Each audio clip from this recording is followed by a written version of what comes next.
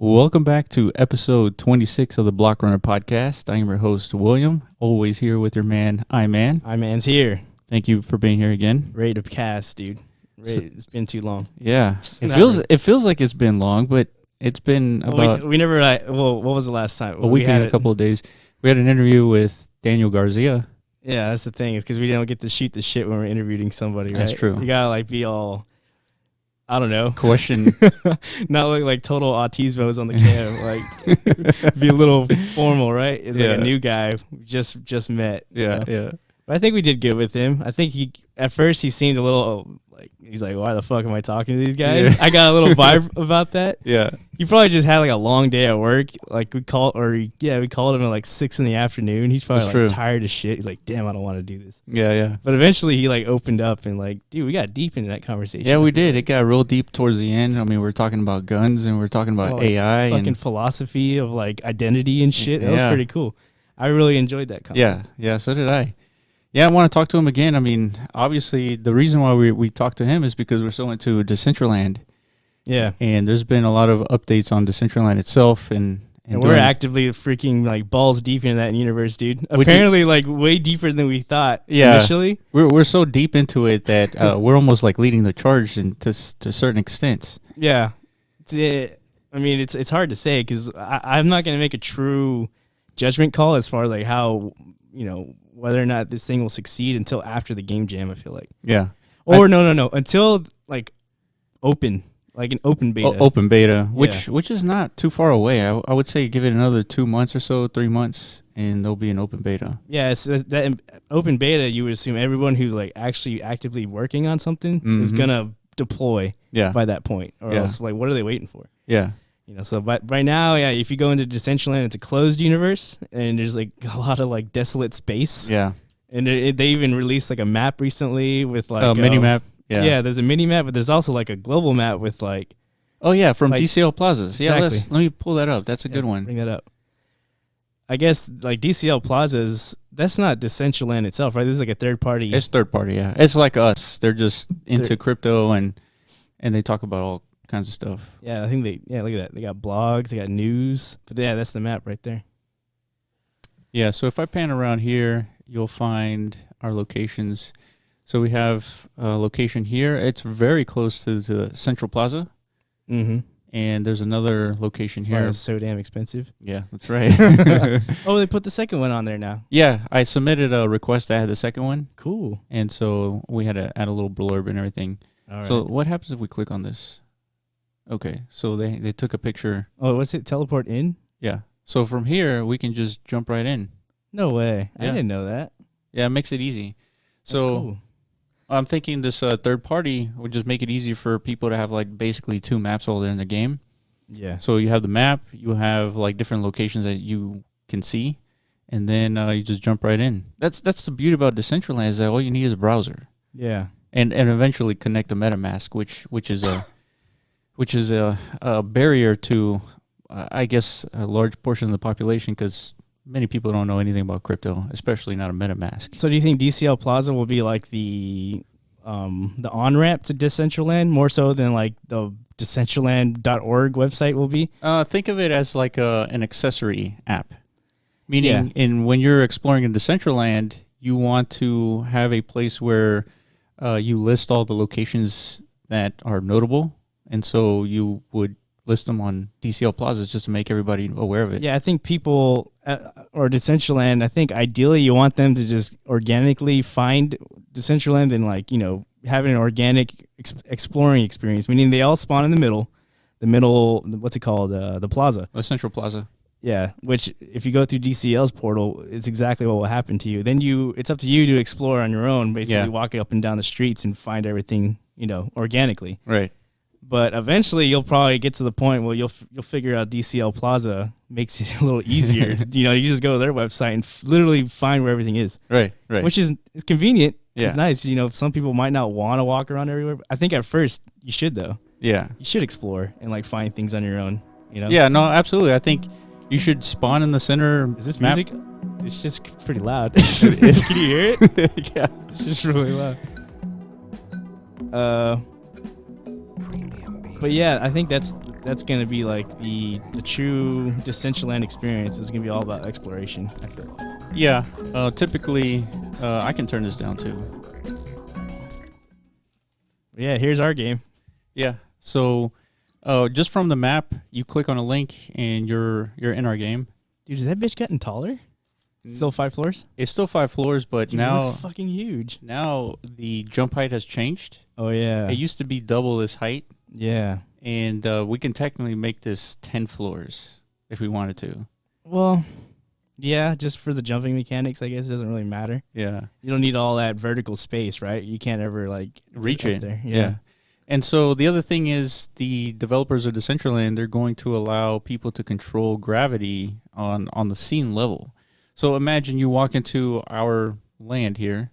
Yeah. And all of a sudden you can jump a lot higher than when you could when you just stood right, outside of the Okay, so it'll be custom. It'll be custom. You can have your custom physics on your land. Correct. You need that for sure. It's important because you can kind of create this different experience depending on your land. It gives you another incentive to go explore because you don't know what developers are doing with their land. It's true. And like that space coliseum we went to a few weeks ago. Exactly. It'd be good to just fly around. No gravity. Yeah. Because there's planets and shit you want to like go, hover around and look at it from like a 360 perspective, right? Absolutely. That'd be cool. And not only that, I think one of the options to explore Decentraland is flying. So you also want the ability to disable that if you have a game based on gravity. See, I like that. I like how they're kind of like they're keeping it to specific, like the physics of flying hopefully is contained within those specific experiences. Yeah. I don't like it where if you spawn you could just start flying all over the world. Yeah, I think that eliminates from a landowner perspective. Absolutely. I want people to only be able to walk by my fucking walk through the streets to see my property, right? I totally agree. I think flying is a bad idea. Yeah, I think if you're going to enable flying, it's going to be at the scene level for a specific reason, like the celestial land or the battleground. Yeah, maybe there's a flying mechanic where it makes sense to be flying around in the battlegrounds. Depends what kind of. Depends on what the ends mechanic. Up being there. Yeah, we don't know yet. Exactly. But dude, what do you think, man? Loot easy? I think it's loots. Loots? Yeah, loots. 1,000 jumps, dude. Yeah, man, that's crazy. When we first made it, I'm not gonna lie. When we first made this game, I thought no one was gonna play this fucking shit. Especially because there's no like money incentive there yet. Yeah, it's just like, but people are playing literally just to be on top of the leaderboard, which makes sense. Yeah, there's a lot of games out there you don't make any money, but you want to be number one. Yeah, and really the idea is that we want this leaderboard and want this game to exist in other parts of Decentraland as well. Yeah, and we want this leaderboard to be like a notable thing in Decentraland. Yeah, like we want people to actually want to be on this thing, and so we have created other incentives. This is the daily leaderboard, so we only had one player play today. And keep in mind this is still closed beta, so it's nearly, you look around, it's nearly empty. But we have other incentives, so we have a monthly pot, which is interesting because in this monthly pot, whenever you play this game, you have to spend 10 mana, right? 10 mana goes into, gets split into this pot, right? A daily pot and a monthly pot. The daily pot is essentially whoever leads the daily leaders will get the daily pot, right? It could be 50 mana, 100 mana, who knows? Depends on how many players there are. Exactly. But what makes this interesting is the monthly pot. So at the end of the month, there's a pot, obviously much larger than the daily pot. But we also, when you play this game, you get issued a ticket for this raffle that occurs at the end of the month. So the more times you play, the more tickets you have, the more likely it is that you'll win this raffle to compete in this monthly tournament. So the tournament isn't essential. It's not. When I read that sign, I thought you're gonna have like, okay. So if you have a ticket, it's gonna pull like a player base to compete. Is that how it works? Correct. Yeah. Like so we wanted to balance this game a little bit more because that's good. Yeah. You're gonna have people who jump 1,000 times, which is this is a commitment. Lutz is a perfect example. Yeah. If he really wanted to. He seems like he's very skilled at this game, or he has like godlike patience to get up to 1,000. If he really wanted to, he could spend all month and get up to 10,000 jumps, and like no one's gonna touch that guy. Exactly. You know what I mean? Exactly. So for those people, we want to reward them because there's money at stake here, right? Yeah. So you want to reward people who are. The only thing I'm worried about, I think we talked about this before too, is that might discourage a lot of other people from playing because they're gonna see that. Exactly. Yeah, they're gonna see that. So that's why we instituted this monthly raffle where. The more times that you play, the more tickets that you get, and the more likely you'll win the raffle to compete in this monthly tournament. There's a chance, no. There's a chance like he could have like 100 tickets because he's played so much. Correct. But his number still doesn't get drawn. Exactly. He's fucked. Exactly. The that person would really piss me off. The person who only gets 28 jumps and got the one ticket might actually compete for a monthly pot that could be 1,000 mana by pure luck. Exactly. Yeah. And so that's how we wanted to balance this out because we didn't want the guy who's dominating the boards to always be winning money. Yeah, like the no-lifer. Yeah. Pretty much. and so that's kind of how we balanced it. And for the daily leader, we wanted to, have like a shorter competition. Like you just jump into Decentraland, you try your chance, you spend 10 mana to try to be the leader in the daily board. And then see if you win or not. And if you don't, at least you have a ticket that you could compete in the monthly pot. Yeah. And then for those that are dedicated, they want to make, a big name for themselves in Decentraland, they just jump for the all-time leader. And the all-time leader, we're still kind of figuring out how we're going to compensate, the top player here. But we're thinking that it's going to be like maybe a daily payout or a weekly payout. I'm not sure. But the top leader will be, earning cryptocurrency. Just by remaining number one. Just by remaining number one. Okay. And so after every month, that it resets that leaderboard, the monthly leaderboard. Correct. The monthly leaderboard resets. The pot resets every day. The pot resets for the daily leader, and then the goal for the all-time leaders is to be number one, so you earn that cryptocurrency. So let's talk. Is this gambling? What do you think? So it depends on. Well, you know what? Let's Google what the definition of gambling is. Yeah, let's hash this out now. Yeah, let's figure do this. out. Or amongst ourselves, if we think it's gambling. We've had this debate a little bit, and yeah. Let's see. It's kind of hard to. Well, when I imagine gambling, I imagine you put money in. For the chance, for the outcome is completely random. Yeah. Yeah, you don't know if you're gonna come. More than likely, you're gonna lose. Yeah. So let me read what this Wikipedia post says about gambling. So gambling is the wagering of money or something of value on an event with an uncertain outcome. Exactly what you said. Right. Yeah. With the primary intent of winning money or material goods. Gambling thus requires three elements to be present. Consideration, an amount wagered, risk, and a prize. Okay, hold on. Say that again, those three elements? So the three elements are consideration or an amount wagered. An amount wagered, which in our case, 10 mana to risk enter into the pot. So risk, there's a chance. So that's where I have my debate. Yeah. Risk. And then the last one is prize. So the reason definitely a prize. Yeah, there's definitely a prize. Okay. So the reason why I would debate risk is if you're extremely skilled, there's no risk. If you're like Lutz, there's no risk. You're going to win. Right? You jump 10,000 times, you're going to win. Yeah. So in what scenario could you like play out this game to make it 100% gambling? So 100% gambling would be like putting up 10 mana into a slot machine. Yeah. There's a chance. Nobody knows. There's no skill involved here. It's just pure randomness. Mm-hmm. And so you don't think, but the tickets are random in a way. I mean, everybody. That's true. So every time you put 10 mana in, you get a ticket? You get a ticket, yeah. And maybe we should call it something other than a ticket because that sounds like a negative thing. We get tickets when you violate traffic laws, right? Well, just token. It's called a token, then. Fuck it. Sure. Call it a token. Fuck, man. I don't know. So yeah, because that's like you're paying essentially to win the pot. The more you pay, the more likely you are to win this pot. Yeah. Okay. Is that gambling? Because the outcome. But it's a raffle. I mean, dude, they have raffles in schools. They have raffles like in all these places. That's not considered gambling either. Otherwise, they wouldn't be doing it. Yeah. I mean, I guess it could do it. It's like the law where you have a big conference room and you can only allow like 168 people to fire for fire protection. So then, okay, so if everybody who pays 10 mana gets the ticket, then what? But the incentive is that monthly pot, right? The big incentive to play the game. Yeah, because I mean, you want that money. Yeah, it could be, who knows how much mana is in there, but it could be 1,000 mana, for example. Yeah, but from a perspective of somebody, okay. So why does it even matter how many jumps do you accrue? Because that's not an element for the reward. Because you're there's three things you can compete in: the daily, the monthly, and then the all time. All time? I didn't see no all time. Yeah, dude, we were just looking at it. We were? Yeah, the all time leader, dude.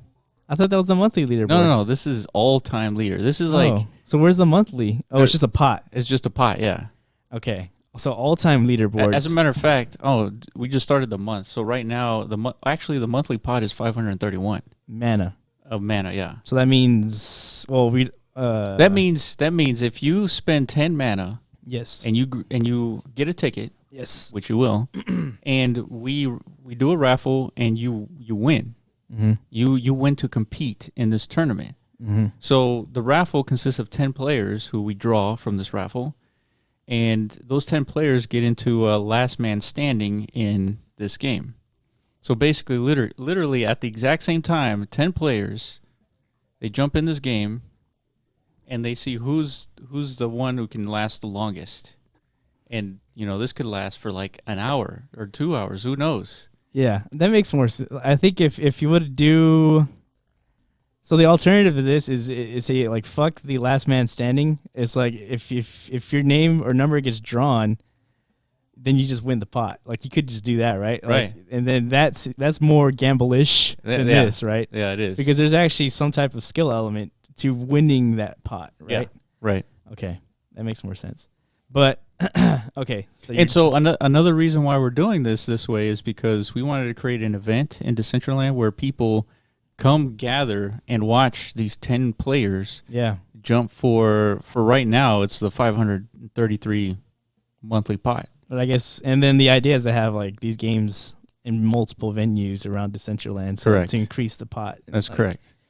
But I guess they'd come to this spot. This is our HQ. Yeah. This is where we're going to have all the events. That's where we're going to host it. Hopefully the top floor will eventually be like our VR studio or something like that. And maybe we'll do something special where so right now this game takes up one parcel. Even though it's on a 2x2 in the center, it's technically the size of one parcel. What we can do for the special tournament is make it a 4x4 jump match. And I don't know. What? 4x4? Yeah. Oh, just like, what do you mean? Make it bigger? Huge. Yeah, make it huge. But just temporarily or what? Just temporarily for the tournament. Just to have like an added, reason for attraction, right? Yeah. And because, I haven't looked into Second Life. I know that game was very popular. But they had a lot of events in that game where people gathered for whatever reason, whether it's music, whether it's some event that's happening in the game, but people gathered to watch that event. Yeah, the social aspect of this thing is more important than anything. That's right. Right now, Second Life wasn't virtual reality. It was just not. like this. It was just like a web. It was like a game, dude. And then people went to jail in Second Life. Yeah, you would literally like just do push-ups all day in Second Life until they let you out. Really? Yeah, I didn't know it went that far. It literally went that far. You would literally enter the game when you're in jail and you're just in your jail cell. Wow. And sometimes they'll let you out, play, whatever outside, but... So they had people... It's essentially like role-playing. So they must have had people who... I don't know how. They became like prison guards or police officers or something. Like somebody has to like uphold this infrastructure, right? It's just like real life. That's why they call it Second Life, I guess. Right. That's fucking unreal, man. But yeah, that shit took off. There's obviously a niche community, but... as a community, nonetheless. Yeah. And it's all because of the social aspect and the communal aspect. Hopefully, I see what you're saying. Yeah. An event, like a monthly event is nice to keep people like engaged and whatnot. Yeah. Plus, I mean, dude, it might not be 500, mana. I can see like people like making individual side bets like on their own. We won't facilitate the gambling. Yeah, definitely not. Like, I think individually people can do whatever the fuck they want, right? Yeah. You could just open up. Dude, I can imagine Augur getting involved here, and like we'll select the 10 players randomly, right? and then Augur gets involved, and people make bets on Augur on who's going to win. There's tons of gambling apps, and not necessarily. It doesn't have to be on. It doesn't have to be on Decentraland or like on an Ethereum. It could just be like a Tron platform gambling app. Yeah. Like, hey, let me log into my Tron app and like let's you just create a quick like gambling like spreadsheet. Like these are the 6 players. Yeah. And then it's kind of like creating a poll in a way. Yeah. Like, who you guys think? You gotta put money on this, and then I don't know. They'll figure it out. And maybe we'll create an API for people like that who want access to data. Let's say I don't think we should touch that, dude. Well, because it's the odds. Like usually when, like, who's going to win the Super Bowl this year? Is it going to be the Texans or is it going to be the Patriots? Yeah, you could bet on that today, I think. Well, that's what I'm saying. It's like, who's more likely to win the Super Bowl, the Patriots or the Texans? Patriots, for exactly, sure. right? 100%. But that's a known entity. Like, nobody knows who the outcome of these final. That's players. the thing. If you're gonna say, all right, Lutz is up in the monthly pot, he got drawn. Yeah, if he gets drawn, yeah. And then he's up against this dude named Will with 5. Right? Dude, but Will could be like an undercover god. Like, exactly. Nobody really knows. Yeah, but you would have better odds with Will, right? I mean, oh yeah. From a gambling standpoint, you have better odds. Yeah. Right? But you're more likely to win if you bet on Lutz. And so, I mean, of course, this is going to happen. Now, we're not going to do this. That's what I'm saying. I don't think we should touch that. It's up to the people. If they want to do some shit like that, it's all on you. You know what I'm saying? So on top of this, and we'll ask our Oscar, our developer, to make this more prominent, this monthly pot. Right now, you can see it right there at 533, but it needs to be bigger. It needs to be like, dude, here's the monthly tournament pot prize today. Yeah. And so we'll make it big somewhere. Yeah, it'll be like on our website, I'm sure. Yeah. Like we'll probably have a that's website. True. We can have an API call and send this data to our website. Yeah, just like on the top right corner, have all the pots. The stats, yeah. But that's within the game. I don't know. You could literally just have like a giant billboard hovering above this whole thing. Yeah. We want. I don't know where. It needs to be huge. Like this is like you know what? These leaderboards, that's the main attraction, right? It's not the jumping mechanic. I mean, that's not exactly like thrilling, but it's the fact that there's something at stake. Yeah. And there's competitors. Yeah. And then this is the prize to be up there. And this is just one game. There's gonna be more games contributing to this pot. But I'm thinking every game is gonna have like the same type of incentive structure. So I think layout. So what we're trying to do is create more games like this because it's fun. I mean, and you don't want to just do jumping forever, right? Yeah. Maybe somebody finds that boring, but they still want to have. Wait, that's an interesting point. Now that I'm thinking about it, if we're gonna have multiple games, they're all gonna be separate pots. Separate pots, yeah. Really, I think it'd be better if they're all synced because they make a bigger pot, obviously, right? Yeah, but think about it. How do you determine which? What if it's like a random game gets chosen, so that way it incentivizes people to play all the games? You know. Well, yeah, you could do that. You could do it that way. The only thing is, it'll be kind of weird. Like, you get really like Counter-Strike. You know, like every competitive Counter-Strike match was always like Dust. That map, Dust. Yeah. Even though they had tons of maps, but competitively they always chose that map. Yeah. Which is like the first map they ever made.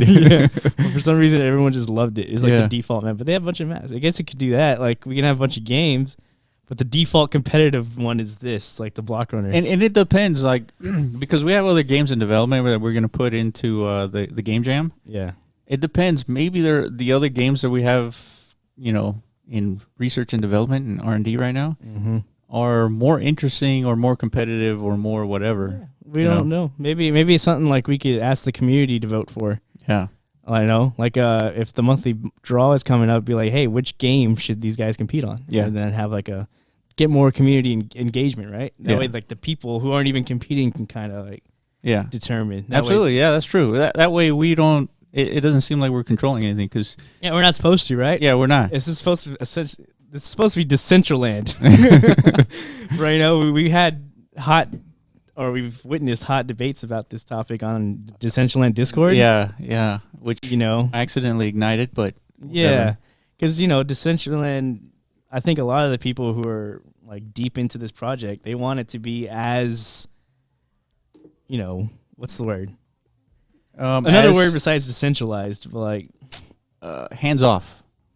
Yeah, like you don't want the guys who created this world to be determining every little feature of it, right? You know, once it's launched, it's supposed to be. Again, we've talked about this on the podcast. Well, like, what is a true DApp, decentralized application? Because like an app today is like a company creates it, and then every update leading, you know, from that creation point, it's coming from the company. Yeah, yeah. Which, I mean, that's what happened with Satoshi, right? It was extremely centralized Bitcoin on day one. Yeah. Right. And slowly people started adopting the mining software, and it became a little bit more decentralized, and all of a sudden you can't shut down Bitcoin. Yeah. So it's just like anything. Everything starts out centralized, but then it's governed by the community. Which is that's the end game. Hopefully that's what this turns out to be. Yeah. So in order for that to happen, the community really has to step up. Yeah. There has to be like the DAO. Yeah. Decentralized autonomous organization. Mm-hmm. There's going to be some mechanism to vote. Maybe these parcels are too small, and the community gets together a couple years down the line and they vote, say, look, it needs to be not a 16 meter by 16 meter parcel, but 20 by 20. That's the only way to, like, if the world eventually gets too congested, let's say like every parcel is filled. Yeah. You know, and we're like, fuck, how do we expand? Yeah. You don't want to create another second world because that just voids all the value of everything you created. That's right. So it might be best, and we'll figure something out. And I think I've said this before, but the reason why Decentraland has a lot of potential here is because all you need is a link to get into the game. And of course you need a MetaMask and all that stuff, but besides that, the barrier to entry is significantly small here. Yeah. It's not like you need a VR headset, you need a super powerful computer. You don't need all that stuff. And so eventually there might be an iteration where you do need a VR headset to we don't need that right now. Yeah. I don't think. Like I said, I think the most important aspect the community needs to focus on is the social aspect. Yeah. And we could achieve that without VR. Yeah, I mean, for VR sure. will enhance it for sure. Yeah. But yeah, that's not what's going to sell the game. Yeah, and I've already seen some comments that people want to play this in VR. I mean, just this game? Yeah, a jumping game in VR. See, how would that work? Like, would you have to like redesign the mechanics, like to where you actually are jumping? It's not necessary. You could just press a button to jump. Yeah. It won't be as, I guess, immersive. Yeah, like the whole object or the whole objective when it comes to VR is immersion, right? You don't want it to feel like, you want it to feel like real life. Yeah, like for sure. You know. So like, see that wall's coming. Like maybe like a step to the left, and like shit, dude, I would not be able to play this game. I could do like 5 jumps and I'd be out of breath. Yeah, like, dude, but that might be But I don't know. Still, when you're in VR, I mean, just to look around, that might be an incentive enough to just to try this game and then just press the button to jump. Yeah. I mean, I don't know. VR sounds cool. And to the last thing, we want to share this with other landowners. And so the idea here is, if you go to this link, I just scan that code, but go to that link, and you'll be taken to our website so that you can sign up to get this deployed on your land. And so that way we split the revenue 50-50. And so more people who can potentially get involved, because right now this exists in 2 places and we own both those locations. And so we're going to start collecting information from landowners to deploy these games on their own land. So yeah, because it gives landowners a way to, make an ROI on their land investment. Oh, that was me. I thought Oscar just tweeted the Akon thing. That was me. We'll talk about that in a second. But yeah, dude. Yeah. So what do you think? I mean, this idea came organically on the podcast like a couple weeks ago. Yeah. Because we were talking about like, okay, we're doing this, but what about people who have the skill and the talent, developers, that they don't know somebody who owns land, or they don't have the money to purchase their own land? They're like, fuck, I wish I could do something. Yeah. But I don't have the connections or the funds to participate. Right. So we're like, there needs to be some kind of platform for them to submit their content and for landowners to have a chance to purchase it. Right. To add it to their portfolio or whatever. Right. So that's exactly what. Did you show the app yet or no? No. But that, I think we're going to reserve that for the game jam. But that's the idea. Like we kind of, again, we're honing in on this whole decentralized aspect of this world. So we can't sit here and wait for Decentraland to come out with these tools, or these platforms for because they got bigger things to worry about. Yeah, they gotta fucking worry about the engine, I guess, and stuff like that. I'm not really sure. Yeah, I mean they have to make sure that everything loads quickly. Yeah, like there's not these huge long ass load times, and they might have some other implications. Like for example, we posted these pictures, right? But what if we posted other pictures that are not legal, right? Then how could they deal with that? That's shit. I don't know. Should we test it? Well, I think. Well, so we discussed this. I think we discussed this amongst ourselves. But I think a sort of pseudo discussion was happening on Discord. Yeah. Where I think the only way to stop nefarious content being posted on Decentraland is to have like a community vote. Like you flag a parcel. Exactly. Just like you would a post, a Twitter post or a YouTube post. You flag it. Yeah. Some type of, but then there has to be some kind of code Decentraland has to come up with, like a some kind of algorithm, code of ethics. Well, yeah, that's a different thing. And that's subjective, right? That's kind of a bitch to figure out. Yeah, and then maybe if a parcel gets enough flags, it just automatically gets taken down.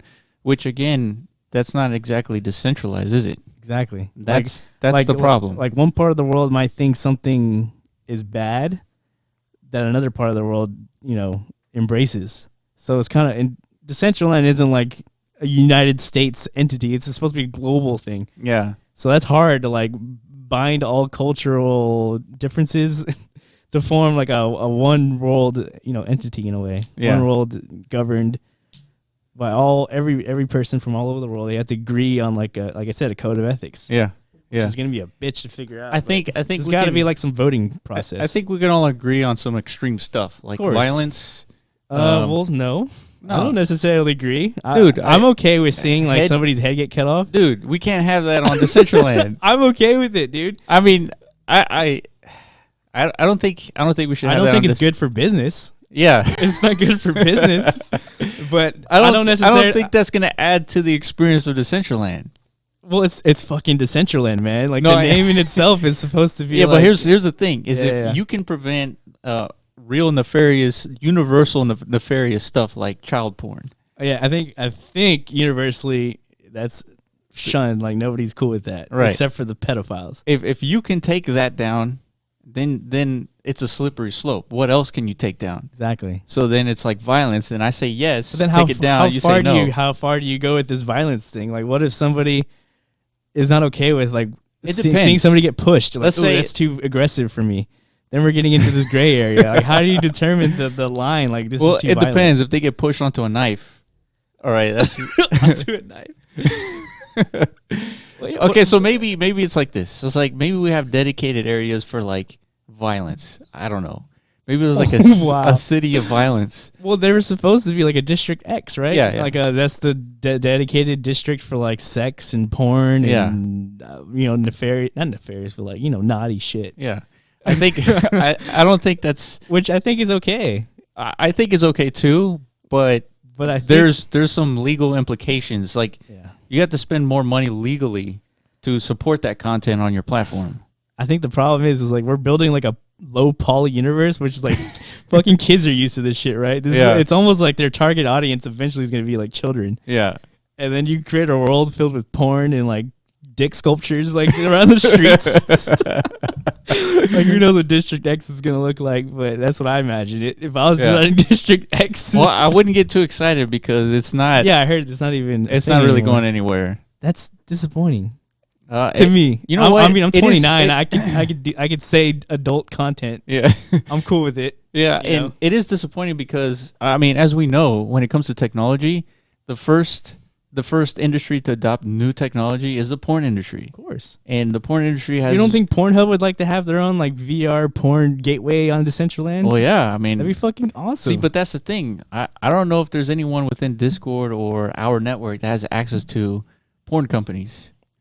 And if they and they don't know about this, if they did, I'm sure they'd be in it.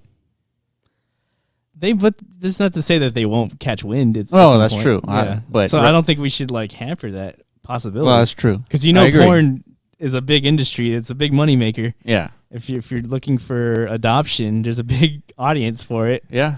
They create like a virtual. I'm not gonna lie. Like I was watching porn the other day, and I legit saw an ad for it's like a porn. It's a game on. I don't think it's on Pornhub, but they're advertising on Pornhub. It's a virtual reality. Like you design your own virtual reality. Really? Person or character, and then they just fuck. That's it. So.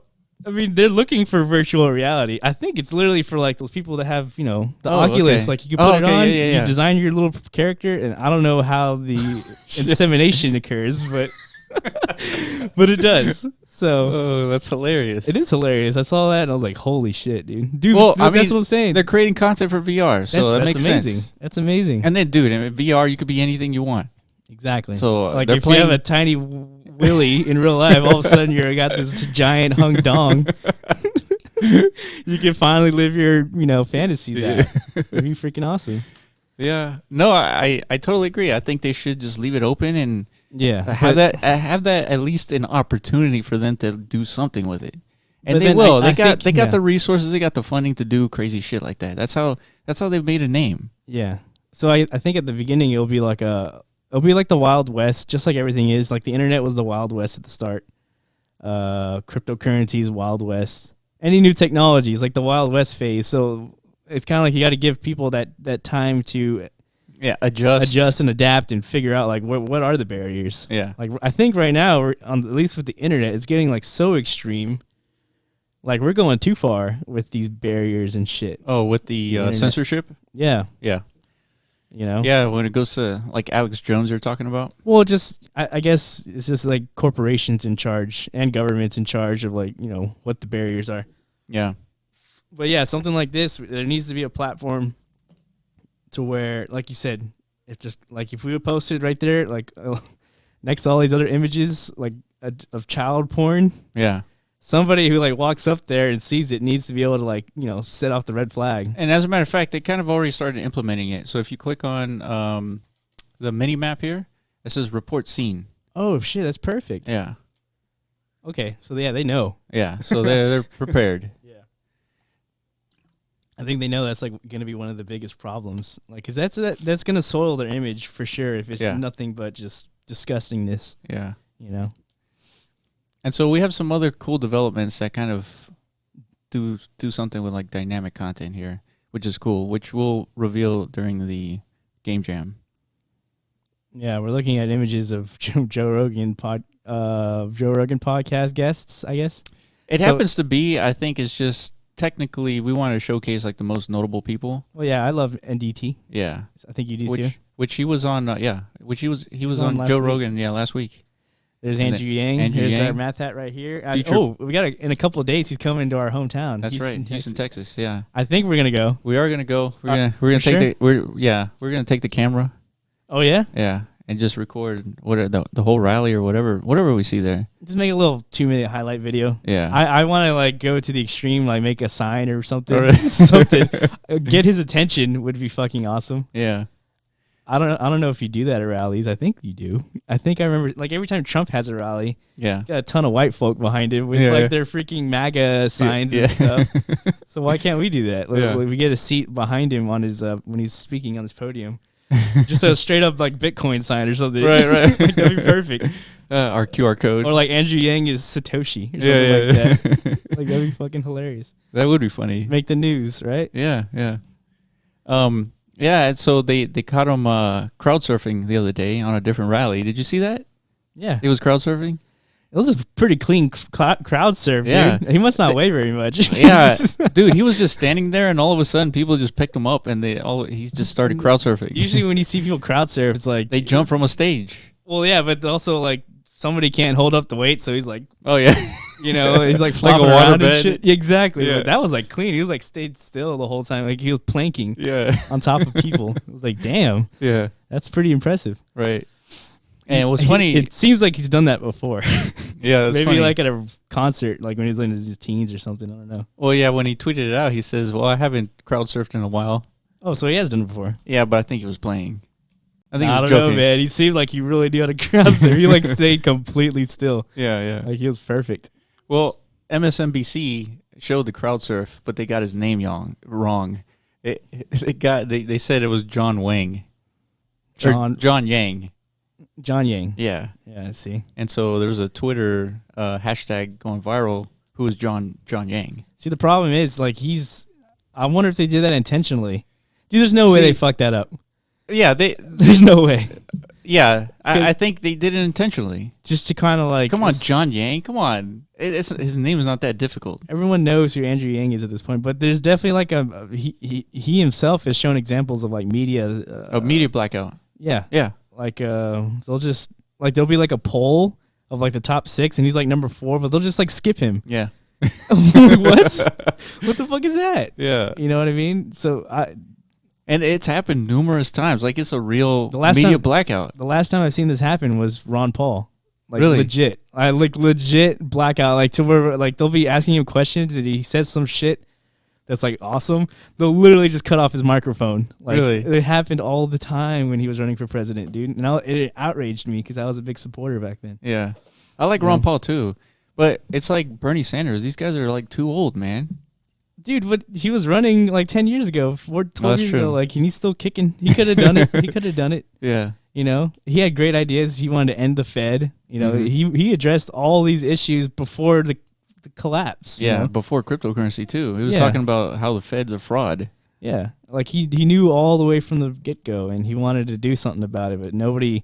The problem is people just don't know, man. Yeah. Which leads us into this great Akon interview. That's so true. But the problem is people just don't know. If everybody knew how money worked, man, we'd be calling for the Fed's demise years ago. But it's not worth knowing about, right? If it works.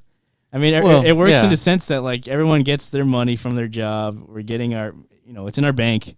We can buy groceries with it. That's all you need. But nobody knows the back end of like where that money came from, or like what's supporting that stability. See, that sucks because once the actual currency collapses, which it will, it's just a matter of time. Once it collapses, people are going to be wondering like, what the hell happened? Of course, just like how the housing like what? Why did all of a sudden my property value just have? What? They didn't. Again, they weren't asking the questions. Why is it going up? Yeah. Continually every year. Why is this? Yeah, it's like any market. Like if your house doubles within like 5 years, you probably want to sell it. Yeah, but most people aren't investors, right? They want to buy a house to live in, and that's it. That's a good point. But there's a whole industry out there that pitches to people like real estate is like the safest, soundest investment you can make. And a lot of people believe that, I mean, it's true to a certain extent because there's only so much land. Exactly. And, it's finite. It's finite, so it's the same reason why I bought land in this universe, right? Right. Decentraland, because I thought, there's only 40,000 parcels or something like that. They ain't making any more of it as far as I know. Yeah. So why not grab some now? Hopefully like 5-10 years from now, this shit takes off. And all of a sudden I'm sitting on freaking like Times Square valued property. Yeah, for sure. Hopefully. We'll see. Yeah, and I think we're done here, right? Yeah, you showed the game. We kind of talked about the app a little bit. Yeah, and we'll be participating in the game jam, which is next Monday or the 16th of September. Yeah, so let's debrief on Daniel's conversation. Okay. So he has this company called PolygonalMind.com, and what they do is they create 3D assets for game companies. Maybe people in Decentraland, they need some 3D assets to deploy on their land. Whatever it is, they do it. And we need that too. Yeah, we're gonna need that too. We have other game ideas to where it's not so much. It's not so much like flat land here, like we want actual 3D assets involved. Yeah. Like the NFT space, we're not even in it, but I want to be in it. So do I. So bad. So do I. Because NFTs have already proven themselves to be valuable. Like CryptoKitties crushed it. Then there's hundreds, but there's tons of other, pretty much.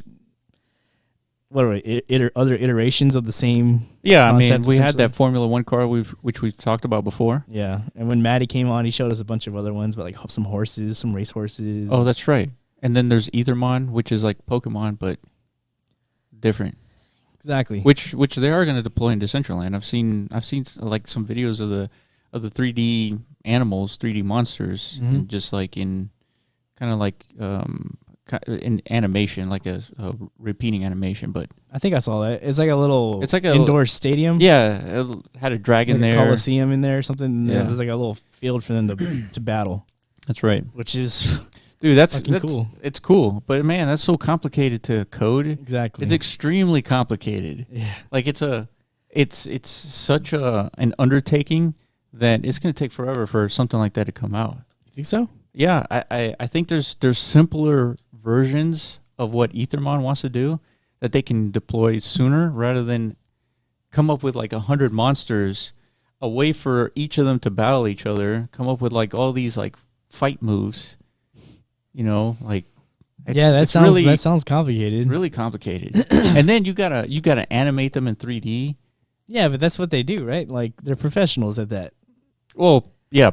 Polygonal Mind, yeah. Or whoever created those Ethermons. I'm assuming it's like a game studio or something. I'm assuming they have like legit professionals that they're paying to create these monsters. See, but the ROI on something like that, it's because it's tough. Especially for this, because this is speculation. But it's perfect for indie developers who are willing to take that risk. Yeah.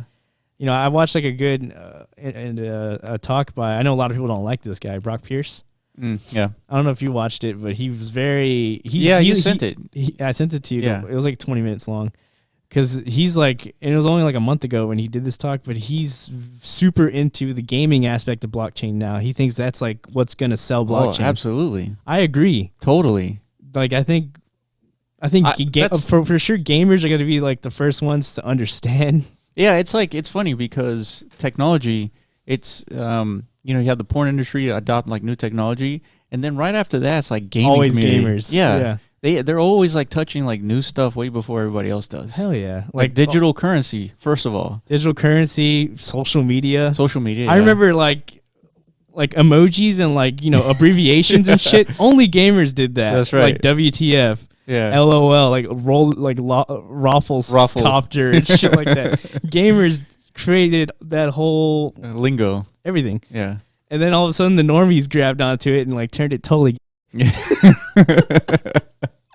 That's my opinion because I'm a gamer. I really like it whenever like I'm part of something that like the mainstream hasn't figured out yet or like discovered. Yeah. Like I love that shit. Yeah. Like that's why I like video games. Like people back in my day when I was like, I don't know, teen, I was gaming. In those days, gaming was like really looked at like you're a total loser. If you're just spending your whole life just like gaming like on World of Warcraft or something. Yeah.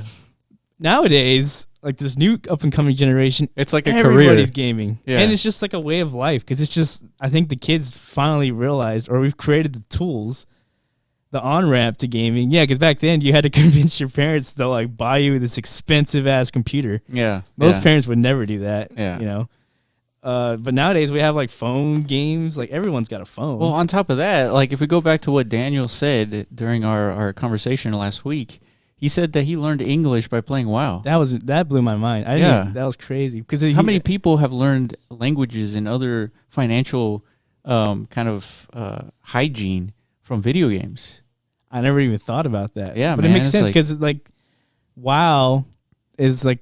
I don't think they have Spanish servers. Well, nowadays they probably do, but back then they didn't. Yeah. It was mostly just United States servers. They might have had like some Southeast Asian servers or something because there's a big player base there. But in Spain is not known for like being a gaming capital. You know what I mean? Yeah. Not at all. It's always like the United States, China is a huge market, and like Southeast Asia, Korea, and Japan. Yeah. That's pretty much it. So like most games cater to these demographics. Yeah. But poor Daniel, he's like I'm fucking in Spain. Like, what am I supposed to do? Yeah, you know what I mean. So I wonder how do you discover a game that's not in your language where you're interested in playing it? Dude, it was WoW, man. Everybody wanted to play WoW. But what was it about WoW? I guess it was just an RPG. It's open world. It's like everybody interacting. It's just the tits. That's all it was. Just the tits, dude. It was amazing. Yeah. And word got around how amazing it was. I guess. Yeah. It's like, dude, I gotta play. Yeah. Back then, it was. I'm playing it now again today. It doesn't have exactly the same feel because like it's the same game. So like people are already finished because they've remembered.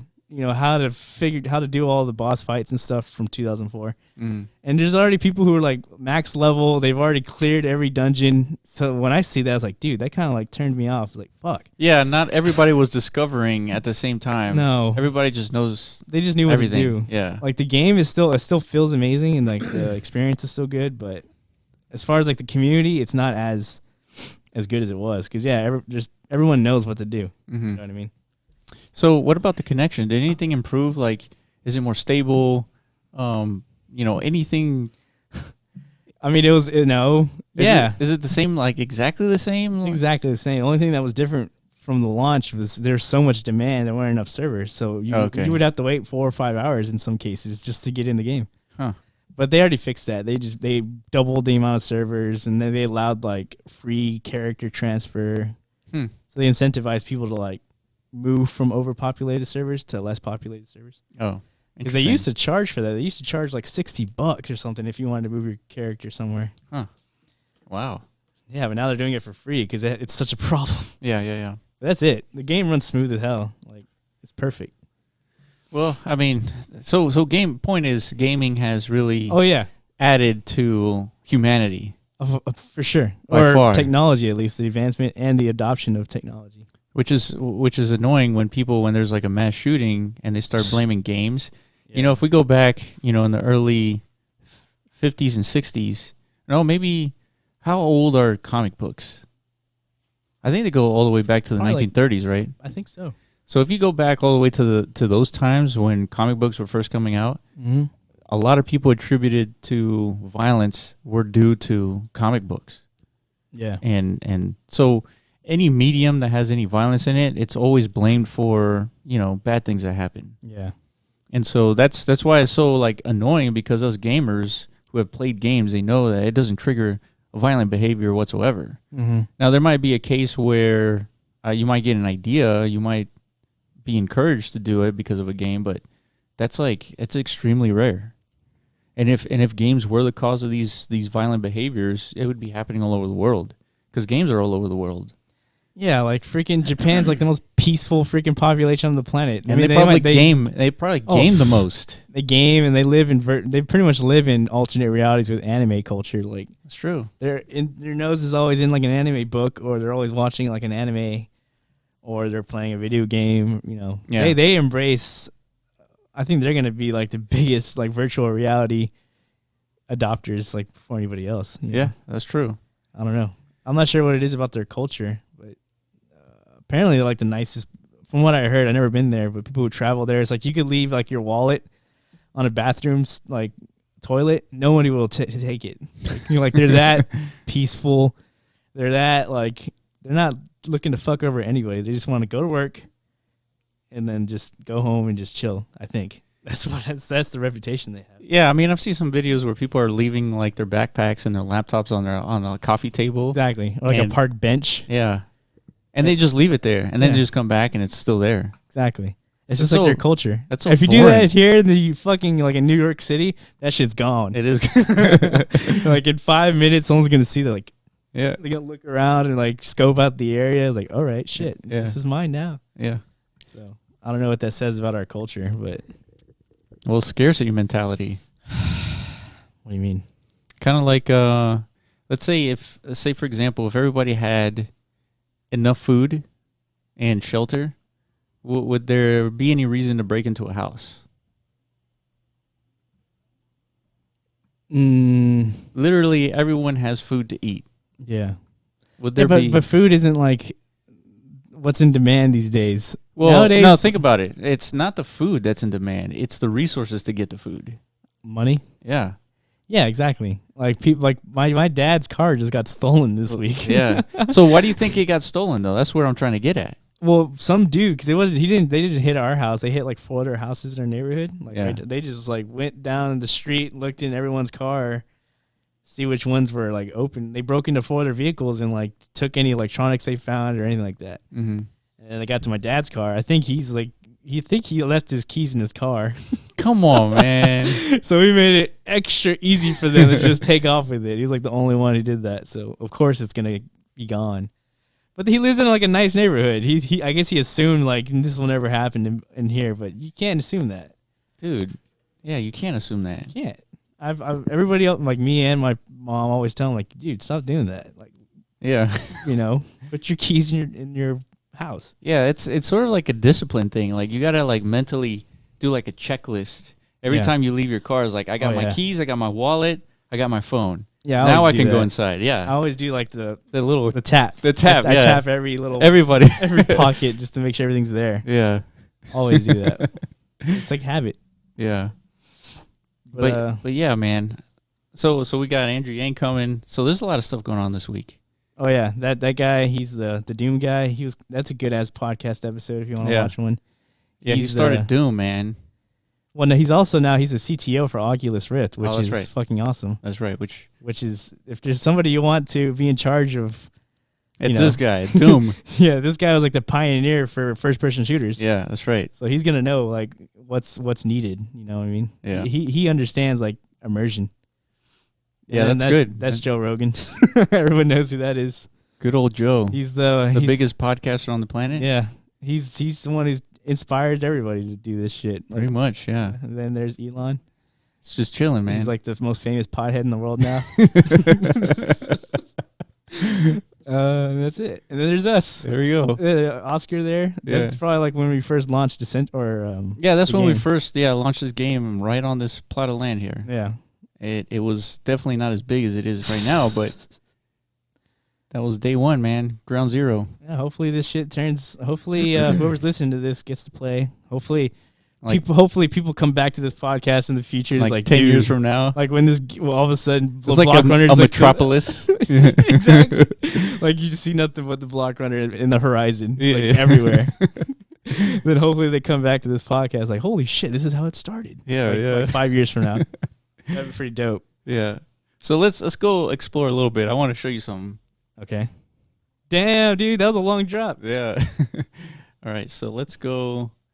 And there's other places to explore, man. We're not the only cool place, right? Most of these other places are kind of like standard builds. Like this is just like a standard, That's like builder stuff, right? Builder stuff. This is what Decentraland gives you. Gives you the ability to put like these trees. Yeah. These chairs. Yeah. Freaking ice cream. Like they created this 3D rendering, I guess. Yeah. This But then what is that? There's these custom builds. This is Battle Racers. Oh, okay, that's right. It's a car, ain't it? Let me see the side perspective of that. Yeah, man, this is cool. Whoever designed this, did a hell of a job. Yeah, they did really good. Is this supposed to be see-through like that in the front? I think so, right? Yeah. You have to go inside. Oh, damn, that's cool. Yeah. I like that. So you got these headlights, and you can go in and you play their game. So there's a theme in brewing in Decentraland. Gaming within the game, this metaverse, is going to be pretty popular.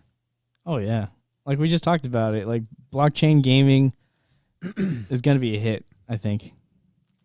The problem is, what is the problem? Okay. There's a problem? Well, how do you get the gaming community to switch over? Well, I think this is a metaverse where I think like what you're saying is people hang out when they're not playing WoW or they're not playing, Destiny 2. They go and hang out here and they just, I don't know. Yeah, I mean, you could do that if you legit, like when I first heard about Decentraland, I tried to get all my friends, like my close group of friends, to pitch in like a couple $100 a piece. I was like, dudes, I found this like virtual world that we could all hang out in. Yeah. Like everybody pitch in $200 and we could buy a parcel and we could like build like our own little man club. Yeah. Like a man cave. Yeah. But all of them sounded like, hell yeah, let's do that. But none of them fucking forked over $200. So they didn't. So I just went ahead and bought everything myself. Now we're turning it into like, dude, gaming a business. Yeah. But that's what I wanted. I wanted like a chill spot. And I think a lot of people are going to do that. Like they don't have the money to buy like prime real estate and like build a business. They might just want to build a little house. Right? See, it doesn't register with me though. Because you just said it. Like if a spot to just chill. Well, chill, but to go do activities together, to go find stuff to do. But you don't always want to do stuff. You can just. It's like the players in Minecraft. They get together to play Minecraft. Yeah. There's not the point of Minecraft is to be able to build something right together. Yeah. And you know what I like? That's the activity that you're doing, but you're really just talking with your friends. Yeah. Right? They're talking about like politics, bullshit, whatever it is. Yeah. But you're like actively building something. Yeah, but you could just literally just be like in a house and there's like a big screen on the wall and we're just watching football. It's possible. Like, can't you see that? Yeah. Like we're all watching the same game.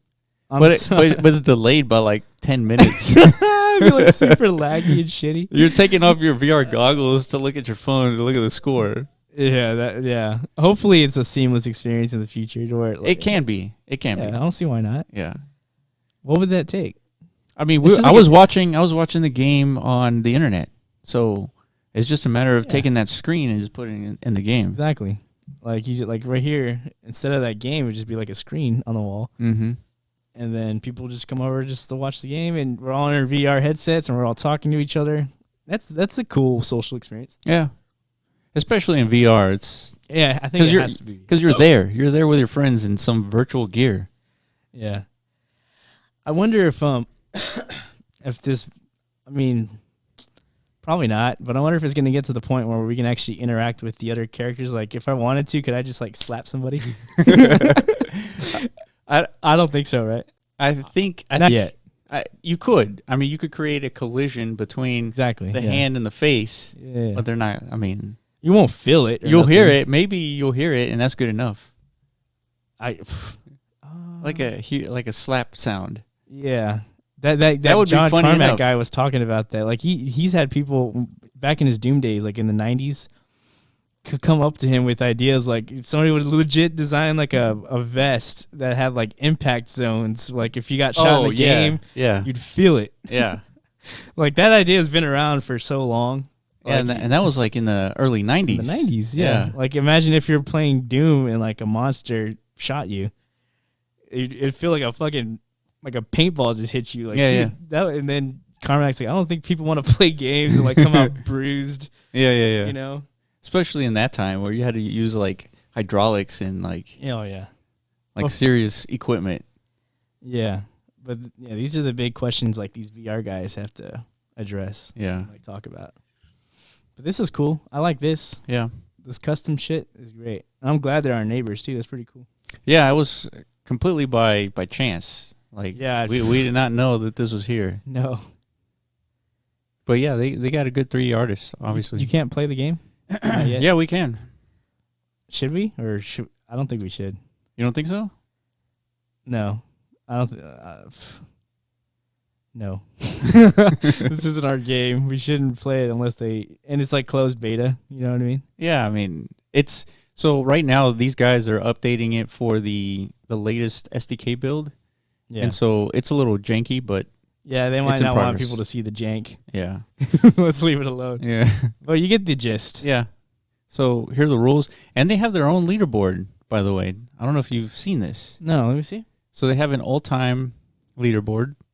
They have a weekly. Wait. What's that? Oh, that's the time. So it's like 1 minute, 28 seconds, 36 microseconds. Yeah, so let me explain the game. Milliseconds. So in the game, you can start and play against 3 other people, or you play against the AI. And so you're a little car on the track. But the idea is they also have NFTs, right? These cars are NFTs. Yeah, so let's go into the garage and we can show you some of these NFTs. Cool. Oh. Okay, so here. Interesting. See, this is where the jank is. Like that's supposed to be like the jet engine on the back of a car. Oh, I see. So let me see if I can kind of get one shown here. See, I think these guys. See, there it goes. Oh shit! It just loaded. Yeah, that's cool. Looks like a little Jeep. So the third car is not loading. Okay, so Python Drive. They have weapons. So they have weapons. So there's each vehicle has basically 2 weapons. One is like can be a boost. Another one's like a bomb. And so the idea here is to get the shortest time, right? You're racing. Yeah. So it's like Mario Kart or something yeah. like that. So you can choose whichever weapons you want, your own loadout. That's cool.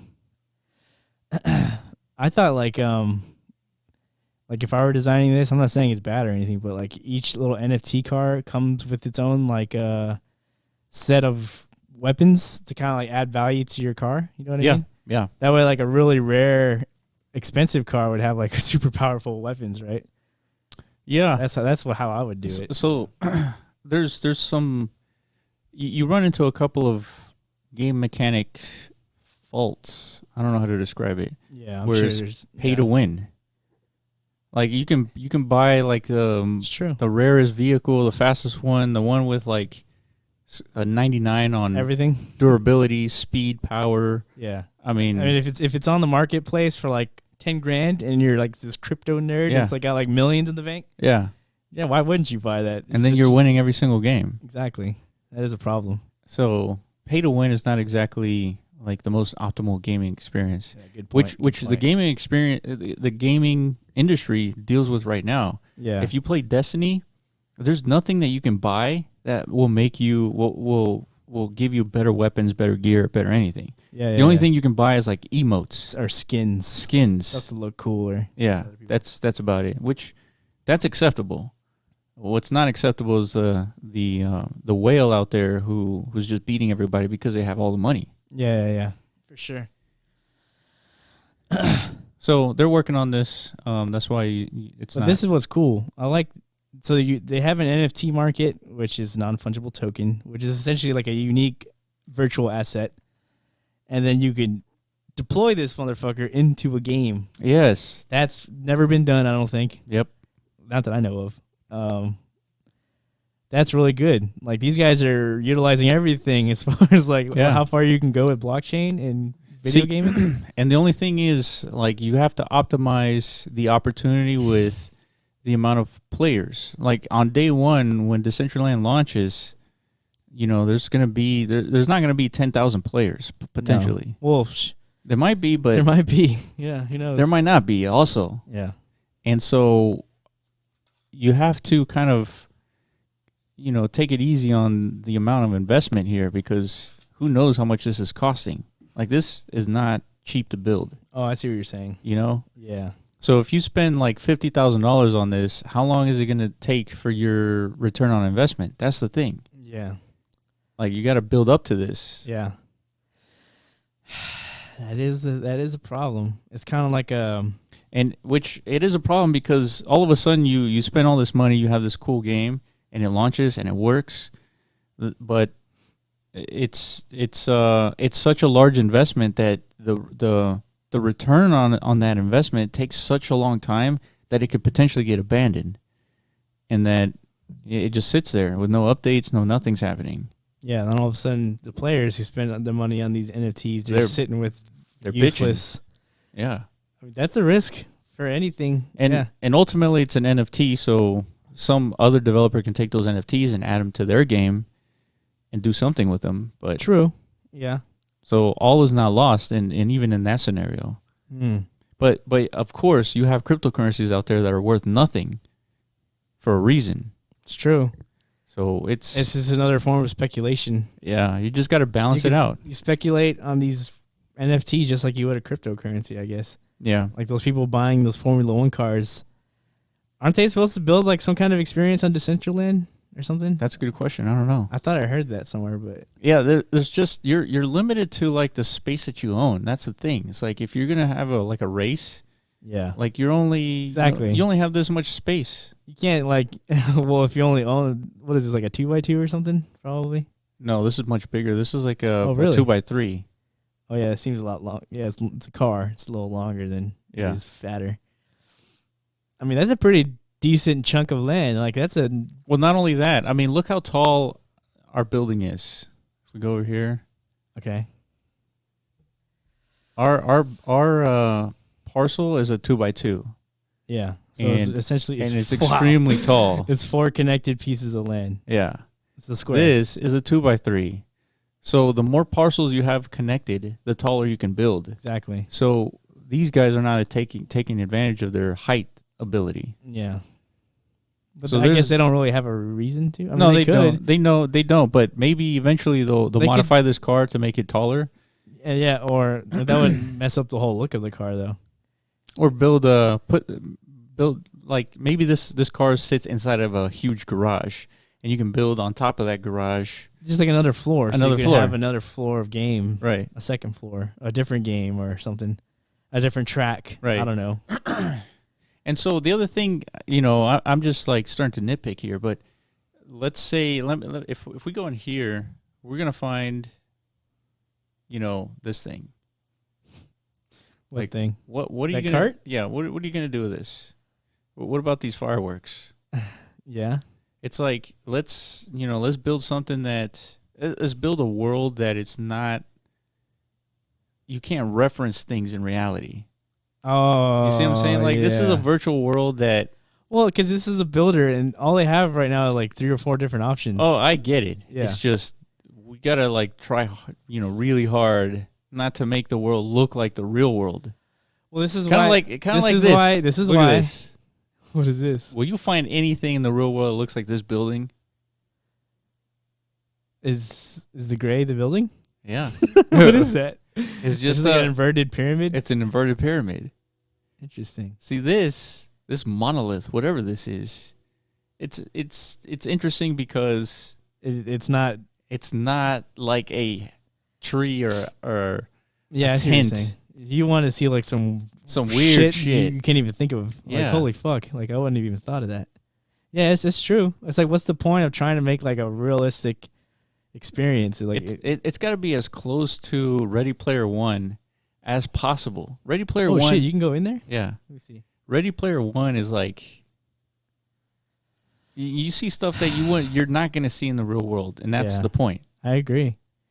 Even with the avatars, like I was very disappointed whenever I first heard about like this is kind of cool that like the avatars are just gonna be people, like humanoids. Yeah. I was very disappointed when I heard that. That's true. It could have been like, anything. It could have been anything. Just like VR chat is, like it's some weird, like the shit Daniel designs. Like he had 100 characters. Yeah. It should be like an infinite possibility of what you can become. And you know what? I think that's going to be possible. It's it just, will. It's just not right now. We're nitpicking because like we're early. Yeah. You know what I mean? That was kind of cool. I like that house. They really need to add some color to it though. Like that gray is really like fucking with my mind. Yeah. I can't even tell where everything is. But I see what I get your point. At least that's what I want to see. Now, other people want like a very sure you can't a virtual world that mimics reality. Yeah. But that's the thing. It's like I want to see like shit like floating. Yeah, man. I want to see like our building is not practical. Like if you build that in the real world, it just fall apart. You think so? Yeah, I mean, because it's only held by ramps. Yeah, just like no foundation whatsoever. That's right. That's right, and that's how it should be. It's true. And we're thinking. So we think of Decentraland as not necessarily a business, but it's. I mean, the whole premise is that you can own land, and that land costs real money. And so the first thing that you think of is how do I make a return on investment? You have to increase the value of that property. Well, you increase the value of the property, but you also take advantage of that property's capabilities. For example, since we have a 2x2 parcel, we can build really tall. And so if you can build tall, that means you can put other games on different levels that can help you earn more currency. Or in this sense, like if you don't want to make games, you could just turn it into a shopping experience, but very tall. Yeah. Why not? But if you have a multi-parcel land and you're not taking advantage of the height, you're losing potential there. It's true, but some people like they want to create like a certain aesthetic. You know what I mean? Because there's aesthetics are important. Like this is a perfect example. Like that looks really cool. If you're just like you're walking around and you see that, it's like hell yeah, man. This is what I came for. The problem is the same problem with us. We're not along any main road, so it's gonna be tough to find this shit. Mm-hmm. But yeah, if it was along a main road and you saw that building, I'd be very curious to see what's inside that thing. You know what I mean? Absolutely. I mean, they spent a lot of time designing it. I mean, it looks cool as hell. Yeah. So they might think, you know what? Fuck the second floor. Yeah. Like the car. You know, that's true. Yeah. They don't need second, third floors because the first floor is good enough to make their return on investment. Yeah. So that there's a possibility there too. Yeah. But what I envision, and I think this is what's going to happen, is that since there's real money at stake here, we're going to see like really tall towers pretty much everywhere. I don't know. But that's the beauty. It doesn't have to be that. It could just be anything. Yeah, well, yeah. Yeah. It could just, someone could literally just put like a flat ground and like, I don't know, just like a little dot in the middle. It's like, check out my art. Like some shit like that. And it becomes like the most famous plot of land in Decentraland just because of how stupid it is. Yeah. You know what I mean? That's how art works, doesn't it? Like modern art? Yeah, I mean. You put like a black canvas on the wall. Like, yeah. art. It sells for like millions of dollars. Yeah. No, that's true. Basically, Decentraland can be whatever you want it to be. Yeah. It's an open sandbox world. My prediction is that it's really going to be like monetarily focused. Like there's going to be ads. There's going to be games that you can play to make money. Nah, nobody knows, man. I just really hope this shit takes off. And like I hope, like I said, what's most important is the social aspect. Like, I want there to be somebody creates like a movie theater in this bitch with, like I said, the screens on the wall. People can go in and go watch movies together, like shit like that. Yeah, that's cool. very possible, especially in VR. Yeah, I think not even VR. Just you just sit there and watch it. Yeah, why not? And then you could. That might get annoying. Everyone's like talking. That might suck, actually. Oh yeah. What is this? And there's a mosque nearby. Dude, this looks freaking crazy. Yeah. I haven't seen this yet. Okay, this is like Muslim, right? Yeah. Okay. Interesting. And then look at that. That don't look Muslim. Oh, it's another one next door. Yeah. Holy shit, dude! This is like the religious center or something. Oh, there's a song. Tear it up. Yeah, there's a song. Holy shit, dude! Hold on, I'll turn it up some more. I'll really soak this in. There it is, dude. What is that, like a pulpit or something? I'm not sure. Dude, it's beautifully designed on the inside. Unless, like, I like that. Yeah, and I'm thinking that for the virtual experience, you'll be able to come and pray here. Yeah, I guess. I don't know what people do in mosques. I assume it's like a church, like any other church, right? They come and congregate, and yeah, I'm assuming there's like a dude who's gonna like say some cool stuff. Yeah, and then they're gonna pray. That's cool. We've already seen a VR chat like that pastor. Yeah, exactly. So it works. Yeah, in this case, like I'm sure they're gonna have like QR codes for like donations and stuff. We'll see. And so think about it, dude. That's not a bad like idea. It's like if they put a QR code, pretty much anybody in the world can come and do whatever they want here, and then donate. It could, they could put a guy who's like famous, like a famous Muslim guy, and the whole world can have access to it. Exactly. That's smart. That's the beauty of virtual reality. This world, the potential of it is fucking insane. That's potential. Yeah, it's up to us to execute and like bring it to life. Mm-hmm. You know what I mean? And then so what you're looking at here on the opposite side of the street is another plaza. It's potentially a spawning point for players jumping into the game. Oh, it's gone. We stepped too far away. Yeah. Dude, that was touching. Yeah. that was a real experience right there. And then somebody owns this entire plot here. Some whale. Like built his own freaking entrance. Look at this. Jeez. The fucking White House? Yeah.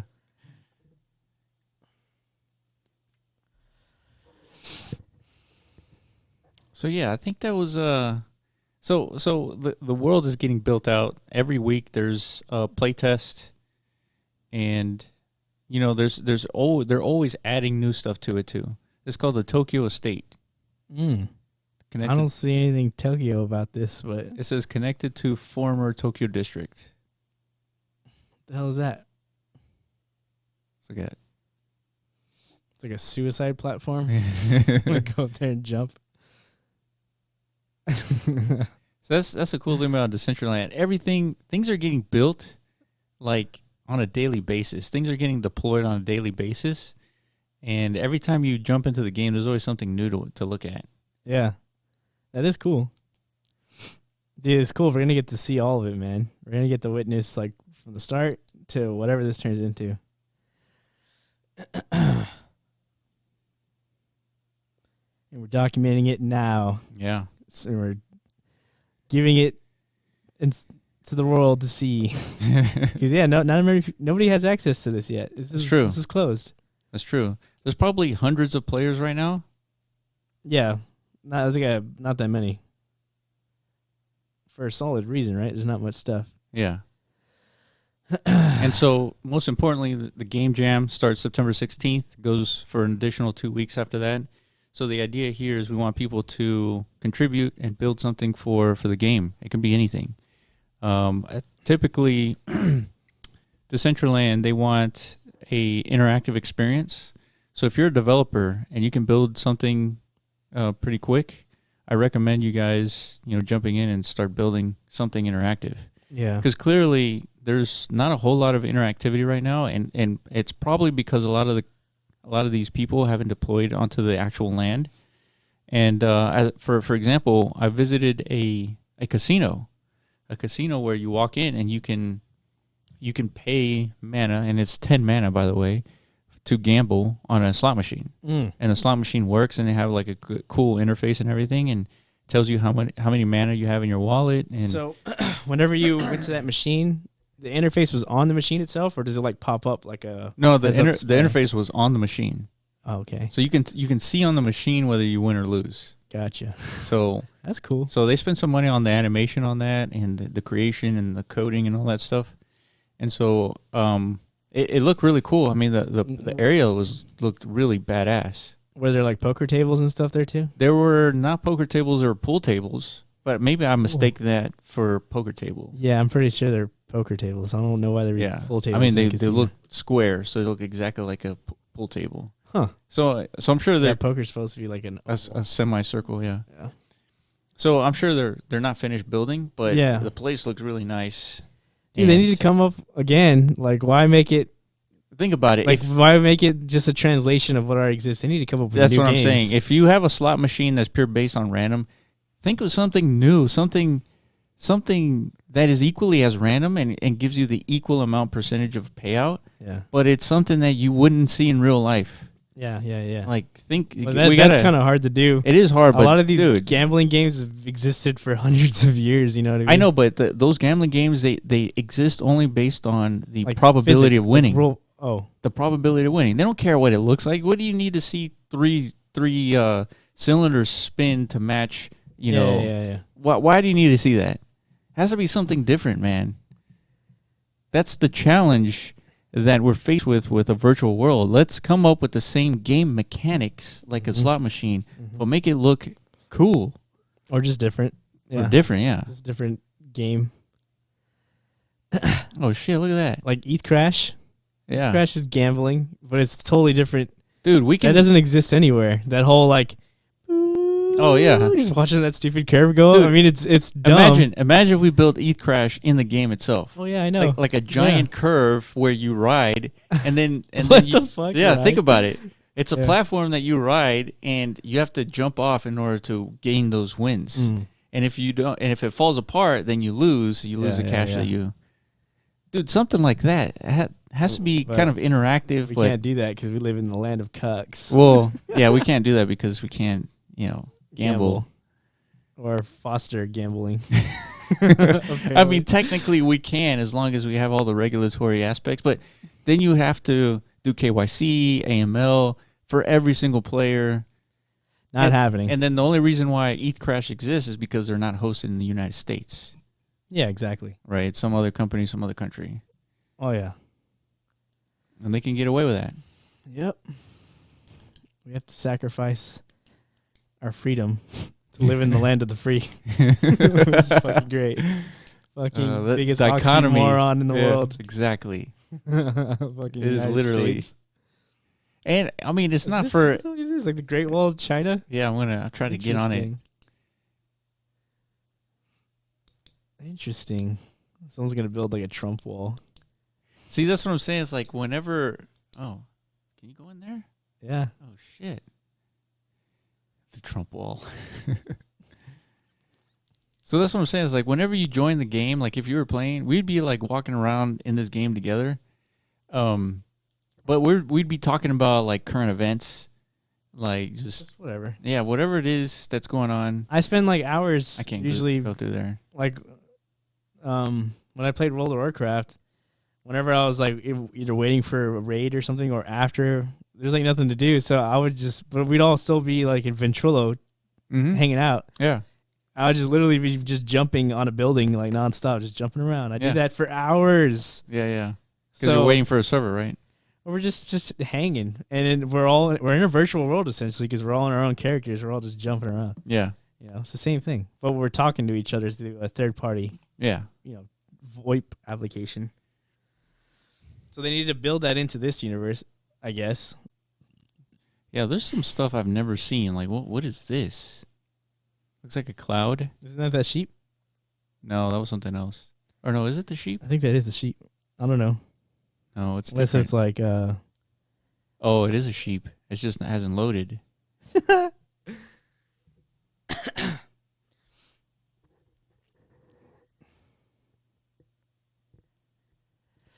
So this is what it looks like when it loads. There's like these. Yeah, there it is. Yeah.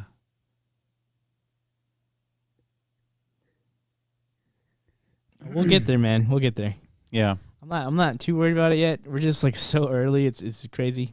I didn't think we were gonna be this early. I thought we were like when we joined in the Discord. I thought we were like way behind. Well, that's why I'm gonna reserve judgment until open beta. I want to see what people have really been working on. Well, I hope, man. And the game jam should, I hope people launch with like interesting stuff because open beta is just gonna bring in players, not necessarily landowners, and the game jam is for really developers to like. Kick it up. Yeah.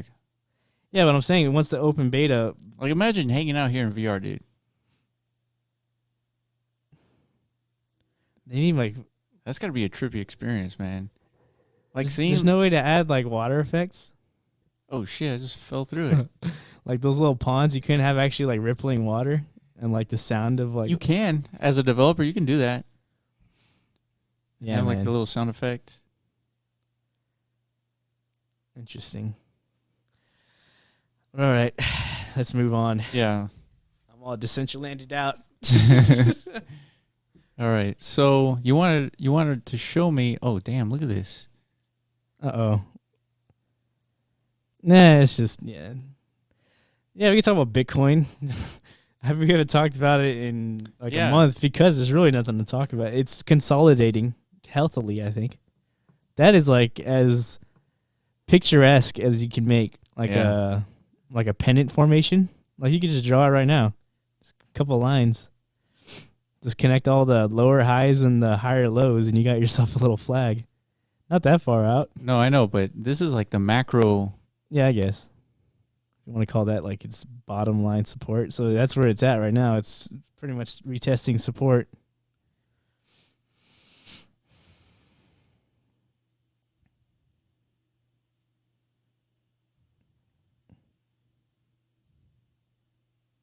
So, yeah, I mean, I think, dude. Yeah. Something like that. So in October, that's when something happens. It goes up or down. In October? Something like that. Now, this is just a very crude drawing, but... Yeah, but you get the point. Yeah. You know, it's consolidating. And like I said before the podcast, this Mike Novogratz fucking guy has called... I mean, he gets a lot of shit, I think. I'm not sure why. I like that guy a lot because, like, he introduced me... He didn't introduce shit to me, but he, like... he reaffirmed... like, the... You know, that cryptocurrencies, blockchain has a future. I don't know, because he's like a Wall Street guy. Yeah. He's like a fucking traditional investor type who's like heavily invested in cryptocurrencies. Mm-hmm. But I keep track of him, and he always calls the tops and the bottoms of these like Bitcoin swings. I'm not sure if that's like if So what's he calling now?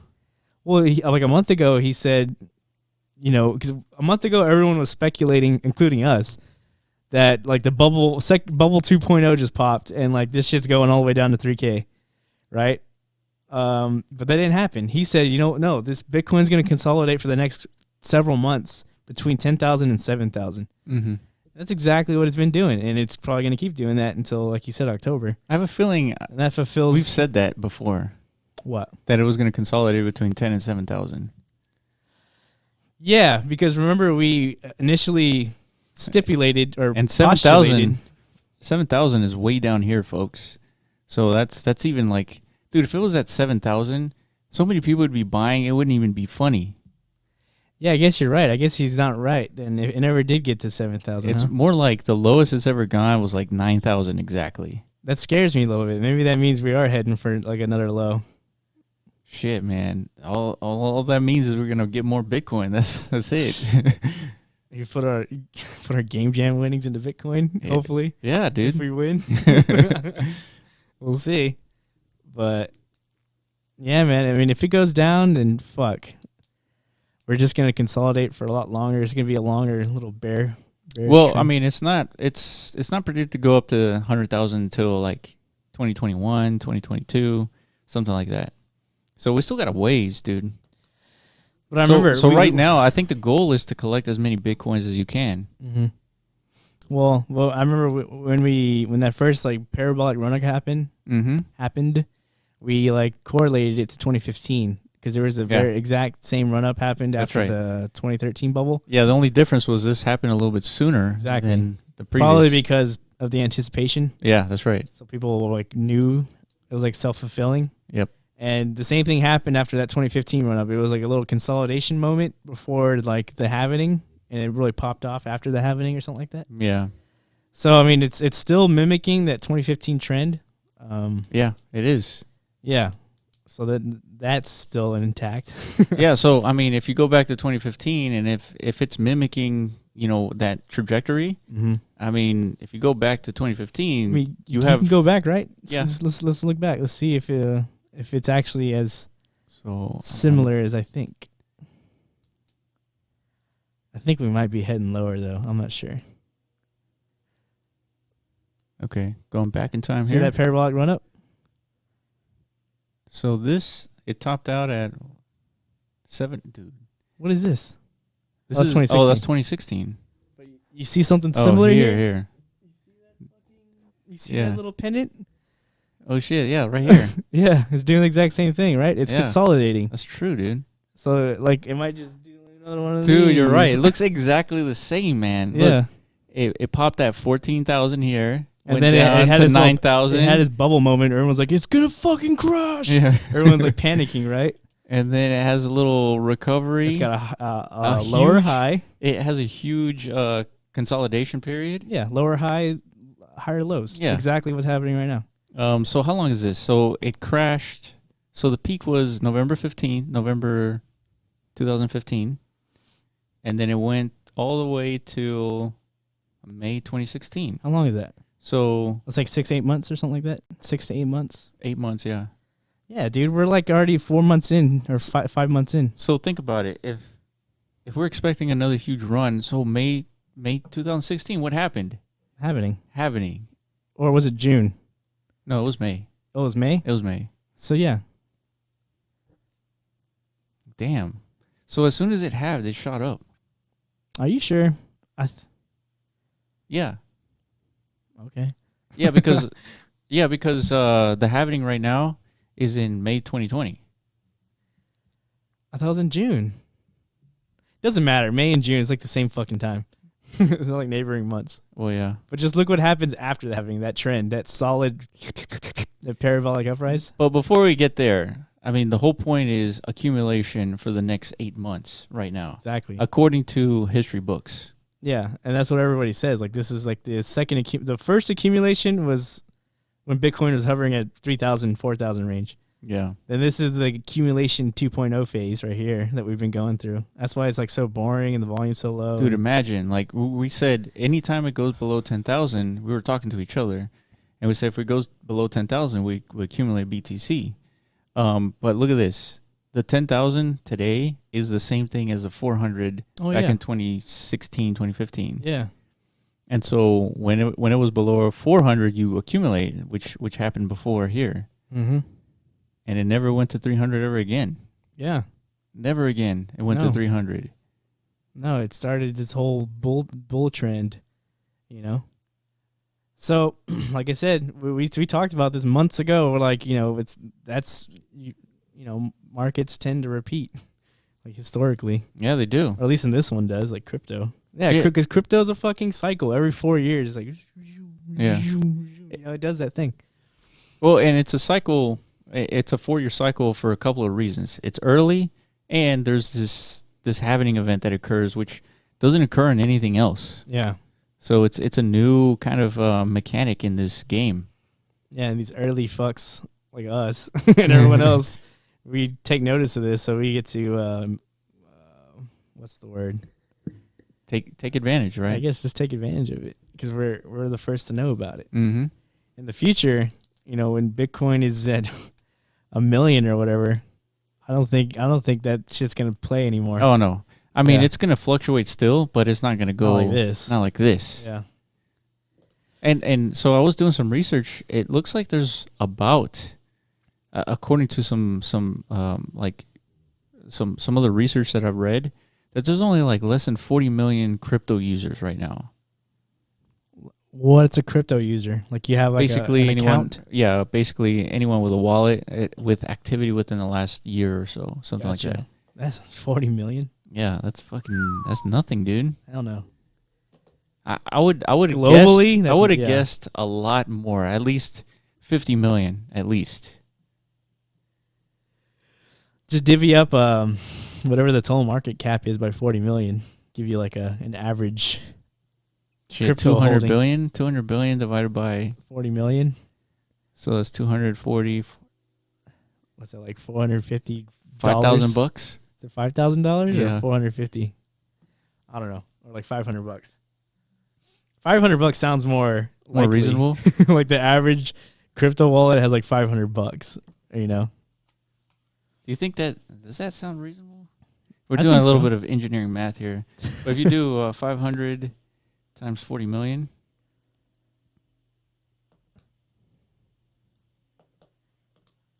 Should be like 200 billion, right? Yeah, I mean, you get 6.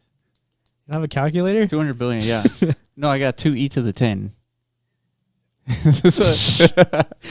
Nope, don't look at me. What does that mean? That's 2 billion, I think. Or 2 trillion. God damn it. You have like the worst calculator on the planet. What is this E shit? God damn it.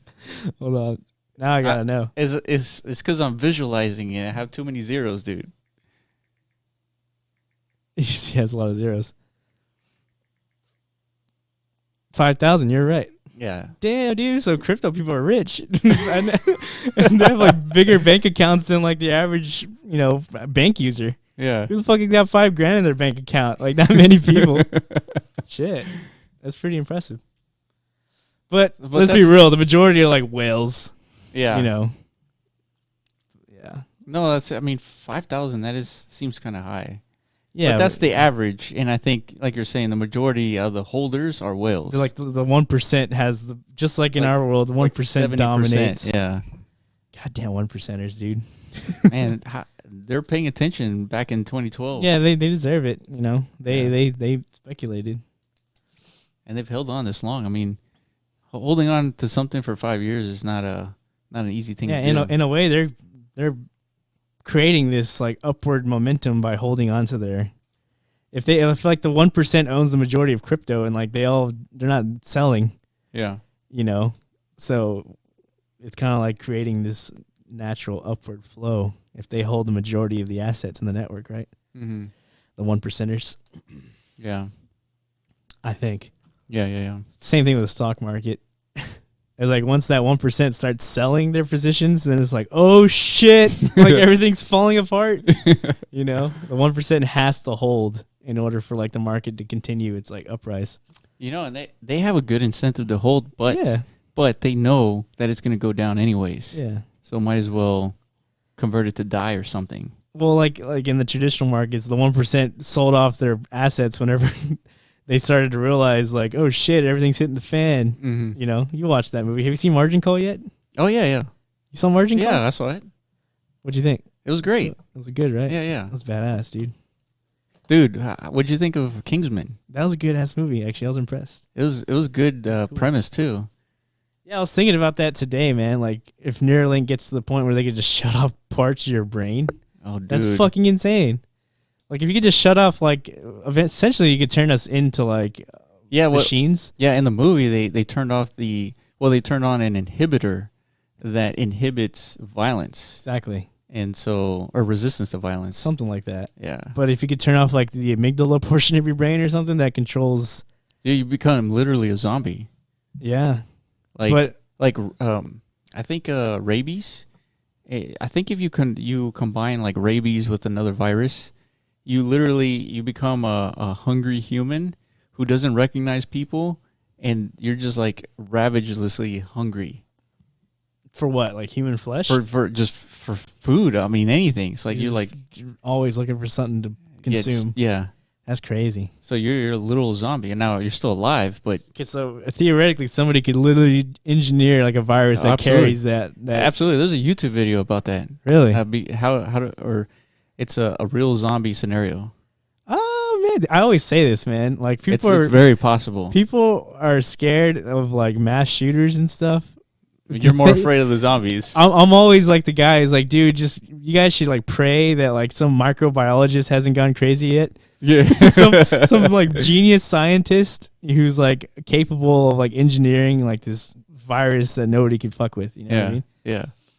Until that day happens, like he literally could just wipe us off the planet if he's like that.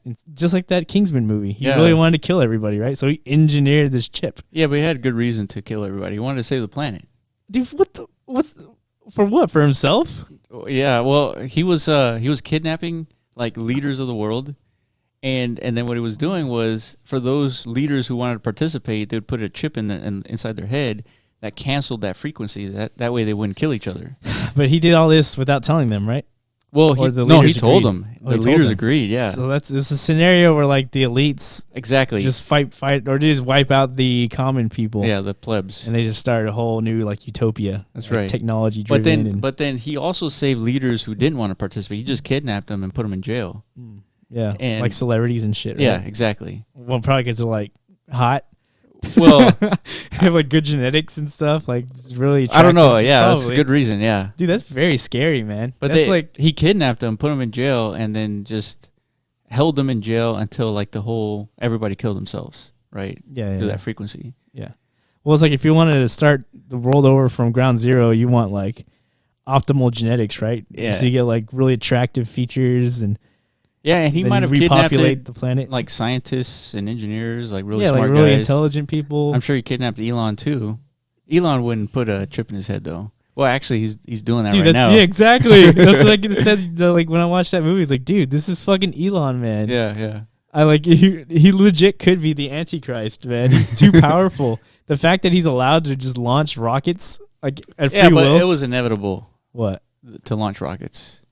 What was inevitable? To launch rockets. But outside of government. Yeah. No, dude. That's just fucking ridiculous. The government, they had no reason to go back into space. Or they couldn't find a reason to have support to go back into space. So Elon was like, "No, we're not having this. I'll go to space." I know, but don't you think it's kind of like a national security concern to have like one man who's outside of government, jurisdiction? He's not outside the jurisdiction. Obviously, he's probably heavily regulated to what he can do. Yeah. But like at any moment, can he just like load one of his rockets with like a warhead and just like, I mean, blow something up? It's possible, but he would have to like evade so many like obstacles, checks and balances. Of course, yeah. That it would be very unlikely. But the fact it's like Elon, it looks like you're loading up a nuclear warhead into your rocket. Like, is there an explanation here? It's like, yeah, I'm gonna launch a nuke into Mars. Which he said that. He actually wants to nuke the Right. fuck out of Mars, like the Right. poles. It's Exactly. Like, that's what. So they're gonna let him have nukes. What? How does this one man have so much power? And then like he's digging underground tunnels. Like, does nobody know like the infrastructure problems that could cause? Like, Well, they're giving him access. Like, I'm just gonna excavate everything underneath Earth for tunnels. yeah. Like, what? This one man. I mean, I understand because like he's obviously, well, right now he looks like he's looking out for humanity, like Yeah. trying to improve our lives. But he could have like an ultimate like evil in him, like a plan, just like that Kingsman guy. Yeah, he could go psychopath, like just like the Yeah. Kingsman guy. Exactly. Yeah, Who knows? he Like, could, but I wouldn't bet on it though. I know. I mean, because he's already done so much good, right? Mm-hmm. And people trust him, including our government. And like, it's fucking unreal. Imagine if he gets to Mars and then he like selectively chooses who he wants to take to Mars, Yeah, starts his own population there, and that then sounds he's like Kingsman, dude. yeah, he's like, all right, I'm gonna load up my rocket with like 1,000 of my best people yeah. that I chose, and then I'm gonna start a new life there, and then he's gonna like destroy the planet Earth or something like that. Yeah. It doesn't seem very conducive to like sustaining life though. Well, I don't know. It depends. We don't know what's in his mind, man. He's crazy. No, it's very possible. I mean, to Yeah. pull something like that off, I mean, that's genius level activity though. That's Antichrist level. Yeah. But let me see if I can try to explain why he wanted to nuke Mars. Oh yeah, I understand. So it's like if you expose your skin outside of the atmosphere, you get 100% of the UV radiation. You basically fry yourself. So in Mars, there's barely an atmosphere. Yeah. And so the reason why he wanted to nuke the poles is to create a pseudo Greenhouse effect. greenhouse effect to Yeah. block the sun so that you can support organic life there. So that's why he wanted to. How long of a process would that take, though? Shit, it would take A fucking 100 years. generations, right? Yeah. Probably like to get like the radiation Yeah. part, you know, to clean off the atmosphere. If it's just going to be a bunch of nuclear waste in the atmosphere. Yeah. Yeah, it You doesn't know? seem like the smartest thing, but Yeah. if it takes, to terraform a land, it might take generations. Yeah. And so to nuke it might be just a normal thing for like really advanced civilizations. Yeah. But it's at the same time, what else are you going to do? Yeah, what else can you do? Like, Yeah. how do you create an atmosphere on a planet that doesn't have one? Like, what effect would putting a human on Mars have? Like, won't the gravity difference do something to your organs or something? Like, It will, but you adjust. Yeah? You adjust. do we know? Yeah, yeah. Like, has It's anybody like- tested it? Yeah, for anyone who's been to the space station for like several months, they lose body Oh, mass. yeah, that's true. Yeah. And also you do put some strain on your heart just because when it pumps, it's not fighting gravity, so it's you have a weaker heart because you're not fighting gravity. Yeah. Interesting. Fucking A. Yeah, man, it's interesting. Just the whole and the point is to go to Mars is not necessarily just to go to Mars, but it's to develop the technologies that will allow us to get to Mars, which ends up helping us on Earth.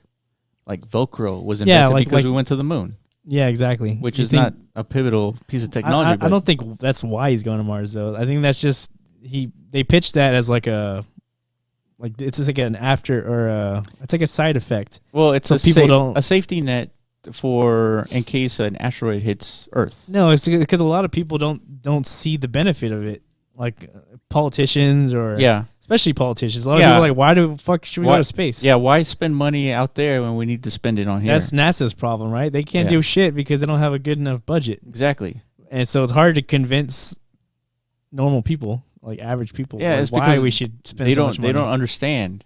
Yeah, It's so like- they use that as like some kind of like a perk. You know, Yeah. if we do this, we're gonna GPS. You like that GPS on your phone, right? Absolutely. That Absolutely. shit works. And without it, we would have no Uber or DoorDash. You know, That's right. if we didn't go to space, like fuck off of that. Who knows what we're gonna come up with next? That's the best example is GPS.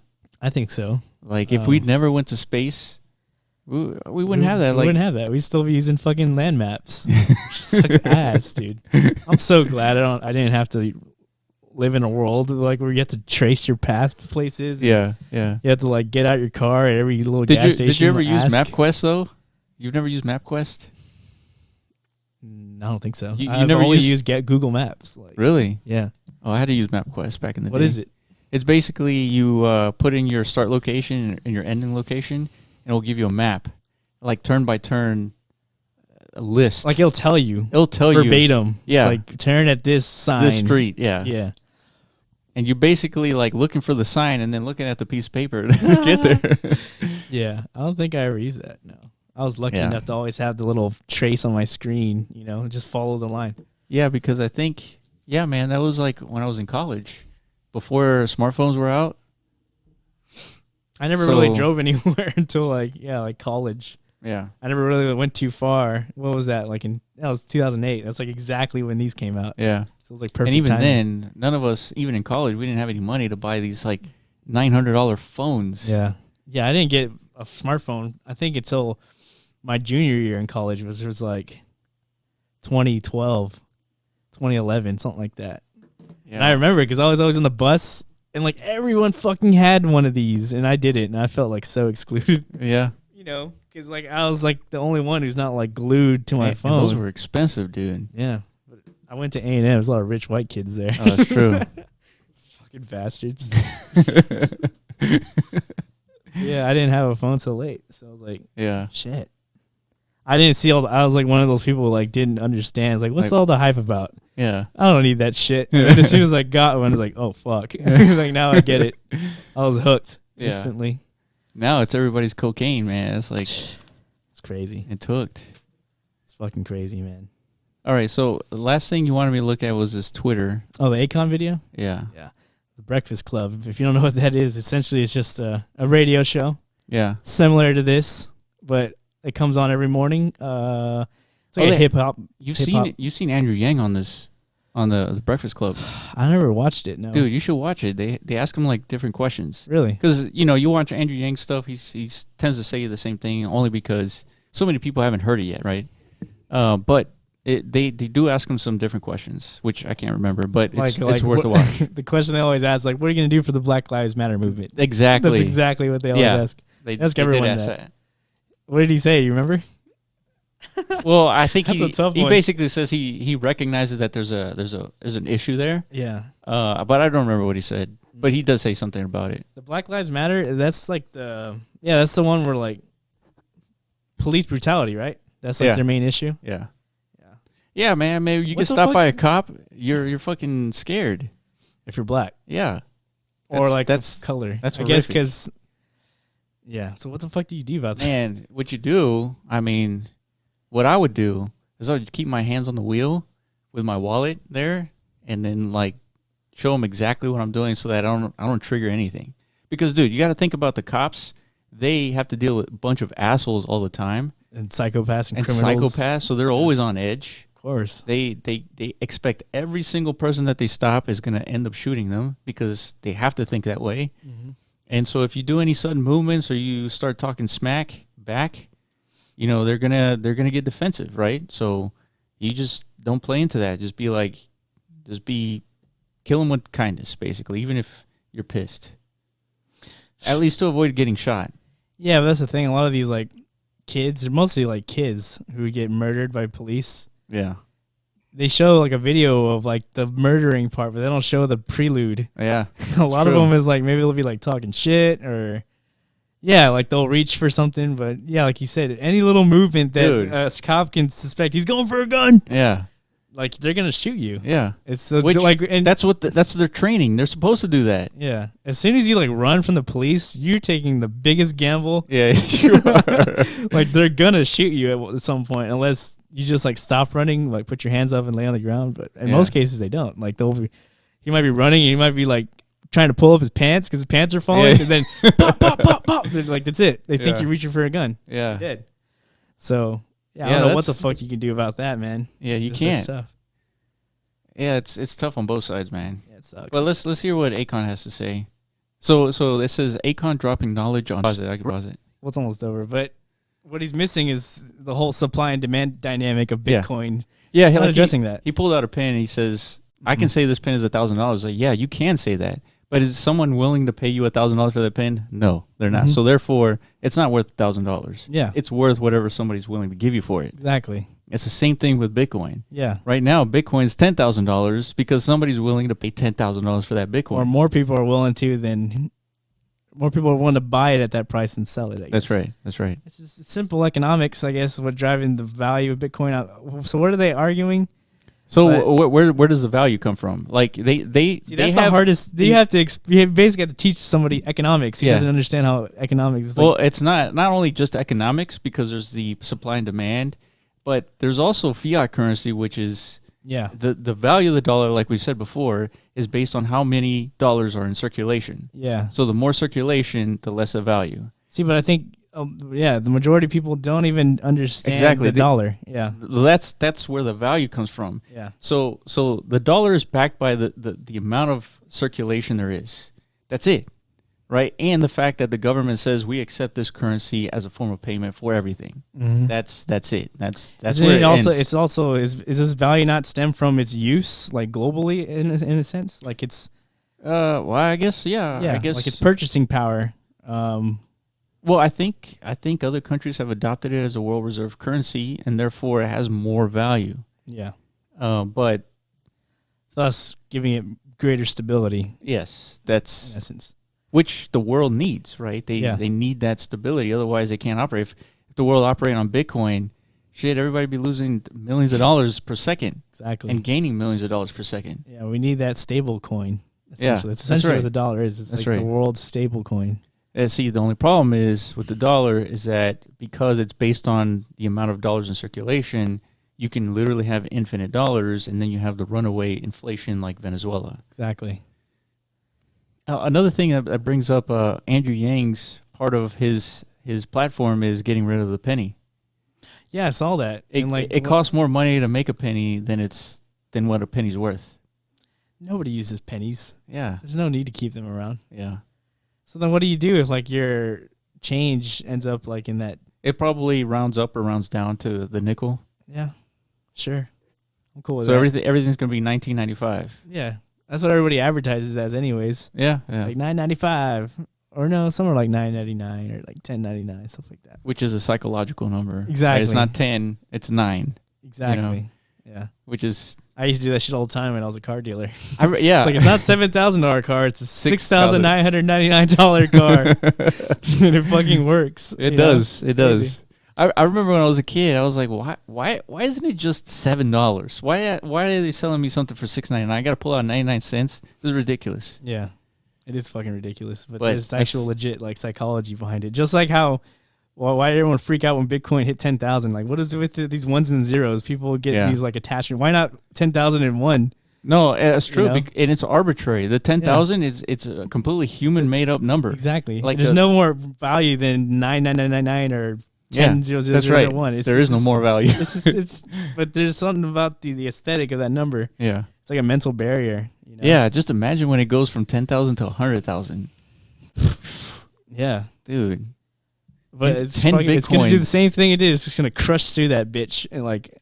Yeah, I think so. Like it did. I think so too. Yeah, and then who knows where else? Some arbitrary point like it.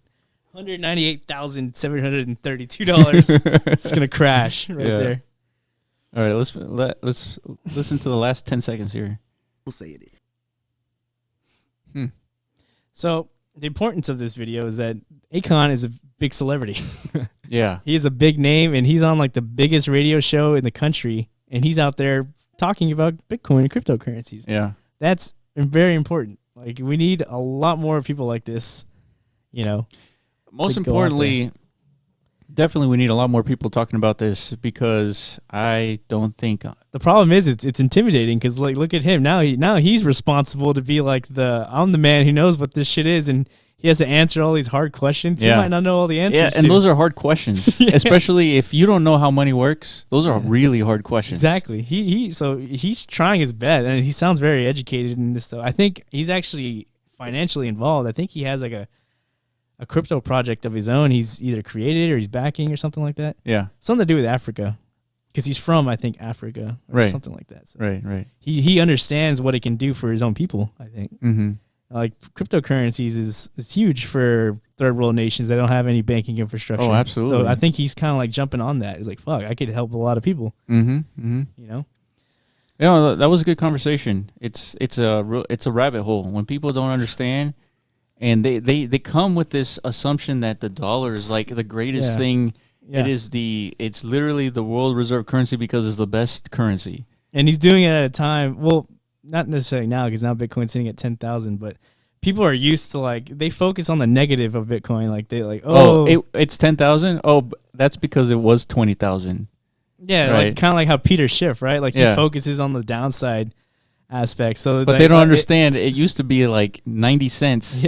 In 2011. Yeah. So whenever somebody comes up to you and like hear about this Bitcoin thing, like, dude, that thing that crashed, isn't that a scam? Yeah. I've actually experienced that in my life. I was talking to some dude I just met, and then he was like asking me questions, and I told him like, yeah, I made some pretty good money from cryptocurrencies a couple of years ago. And then I was talking about Bitcoin today, and he's like, "Dude, you still believe in that Bitcoin thing?" Like, what do you mean? Like, I don't know. It's just when somebody says that, I don't know how to respond. Like, what do you mean? You don't believe in it? That's what you should say. I don't know, because I know if I sit there and be like, "Dude, let me school you for a second," that's gonna turn into this long fucking thing, right? Well, that's true. You gotta kind of balance, like, the time factor of trying to explain somebody is it even worth something. It? I mean, maybe I should. Then you start to look like a fucking religion. Like, trying to like. That's why, like, I don't like talking about Andrew Yang that much, because you become that guy that always talking about politics. Exactly. And you don't want to be that guy. It's divisive. Yeah. In a way. It is. Yeah. Not everyone's gonna believe in your perspective. And see, but the thing is, the reason why we like Andrew Yang is because he makes a lot of sense. I like him because he's very forward thinking. Like, and he bases everything on, as far as I could tell, science and research, statistics, logic, reason. Yeah, that's why his hat says math. Exactly. So, but a lot of his shit is untested, unproven, like solutions, and that's the big gamble, the big risk. He, when it comes down to a freedom dividend, so many people are supporting it, like Elon Musk, because it's easy to Sam support, Altman, man. That's an easy sell. But but Elon doesn't need $1,000 a month, right? No, not at all. So his companies are going to be the ones paying, additional taxes. Yeah, and yet he's supporting it. Yeah, he's supporting it because he understands that if people don't have money, no one's going to buy his fucking cars. Nobody's going to buy his cars. Yeah. So what do? I mean, what can you do in that situation? What is the alternative? If it's not UBI, let's talk about alternatives. Mm-hmm. Once automation takes over driving vehicles, it takes over call centers, it takes over the retail jobs, it takes over these potentially 10 million jobs that are happening right now that humans are operating. Once 10 million people can't get jobs, these are like, according to Andrew Yang, the average like retail clerk is like 45 and they make like $11 an hour. Yeah. Do you think this person is going to go and learn to code? Fuck no. Right. So what are they going to do? That's not easy, dude. Yeah. No. I've dabbled in it. Yeah. Dude, that is not an easy task. Yeah. Dude, it's a language that is so difficult to speak. You gotta translate that into a way the computer can read what you want it to do. It's very difficult. Extremely. And in order we're going to expect them to go and then expect them to go back to school to learn what? And then not only that, a school that we complain about all the time that is way too expensive, and there's not a whole lot of it's not that valuable as it used to be anymore. Meaning what? Like if you have that college degree? Like imagine that 45-year-old clerk who lost their job due to automation because of AI. Uh-huh. One of the options is, well, they can just go back to school and learn something new, right? So yeah, that's an option. But you're inserting that person into a school system that's not very effective anyways. True. That's the point. It's like, if it's not a universal basic income to at least avoid a scene like Hong Kong, right? Hong Kong, obviously, they're out there protesting for other reasons, right? Not because they don't have food. Yeah. But that's what's going to happen to this country if people don't have something to eat because they don't have money, because they don't have jobs. Mm-hmm. So if you give them money, $1,000 a month, you're avoiding a situation that looks like Hong Kong. I don't know if you're avoiding it because that's not going to if you're completely unemployed, $1,000 a month ain't gonna save you. If anything, Think about it. All 18-year-olds have $1,000 a month. yeah. 3 18-year-olds living together in a house, that's $3,000 a month. So for Well, what about the family who's literally supported by like a single source of income? They got like 3 kids. It's 5 people living in a house. That's like the average American household. Well, if there are 2 parents, you got $2,000 a month. Oh yeah, that's true. They both get $2,000 a month. Yeah. I mean, that will definitely like keep them from rioting. I don't know. Like it'll keep them from. They can at least pay the mortgage on the house. And maybe squeeze out like enough for like some food, ramen for like the month. Like you're not gonna be able to have like a healthy diet with like the remaining $500 for a month for like a family of 5. So you have to reassess. You have to optimize your earnings. Yeah. Right. With $2,000 a month, you still need a job. Right. Exactly. Yeah. But you're gonna need a job to supplement. But you're saying in this scenario, there's no jobs to be had anymore. There's more people than there are jobs, so it's not like you're still getting this $1,000 a month. But like, where are you going to go to get the remaining income you need? Yeah, I mean, that's a problem. It is a problem, but I mean, again, but you're saying it's better than nothing. Yeah, what is the alternative? Because like what Andrew Yang is saying is like this reality is not avoidable. Yeah, it's not. As a matter of fact, not only is it not avoidable, we should encourage this reality. Because think about it, the guys that are driving their vehicles for millions of miles, for their life, they are doing a job that is extremely mundane and extremely boring, regardless of whether they like it or not. Yeah, they could have a more stimulating existence. It's true. Rather than driving a car or sitting in front of a cash register, or sitting or doing nothing at Academy. All they do is just stand there. Yeah, basically the majority of jobs are not people don't want to do them. Yeah, you're kind of like forced, or it's to like do it. It's like you went to that what was it? You went to a place where you ordered food on a panel. It's McDonald's. Oh, it was McDonald's. Yeah. Oh, okay. It was in New York City. Was it in New York? A better experience ordering through that panel or interfacing with a human? I mean, interfacing with a human. I like the way that sounds. Interfacing with a human. I mean, I don't have a problem like going up to some counter person. Yeah, like, no, I agree. Can I have a burger and a Coke, please? Like, how fucking hard is that? But was it a better experience though to order on a panel? Yeah. Nowadays, I'm getting more and more used to it, especially with like DoorDash. I don't even fucking leave my house anymore, dude. I just order my food, and they often fuck it up, Oh, they do? Yeah.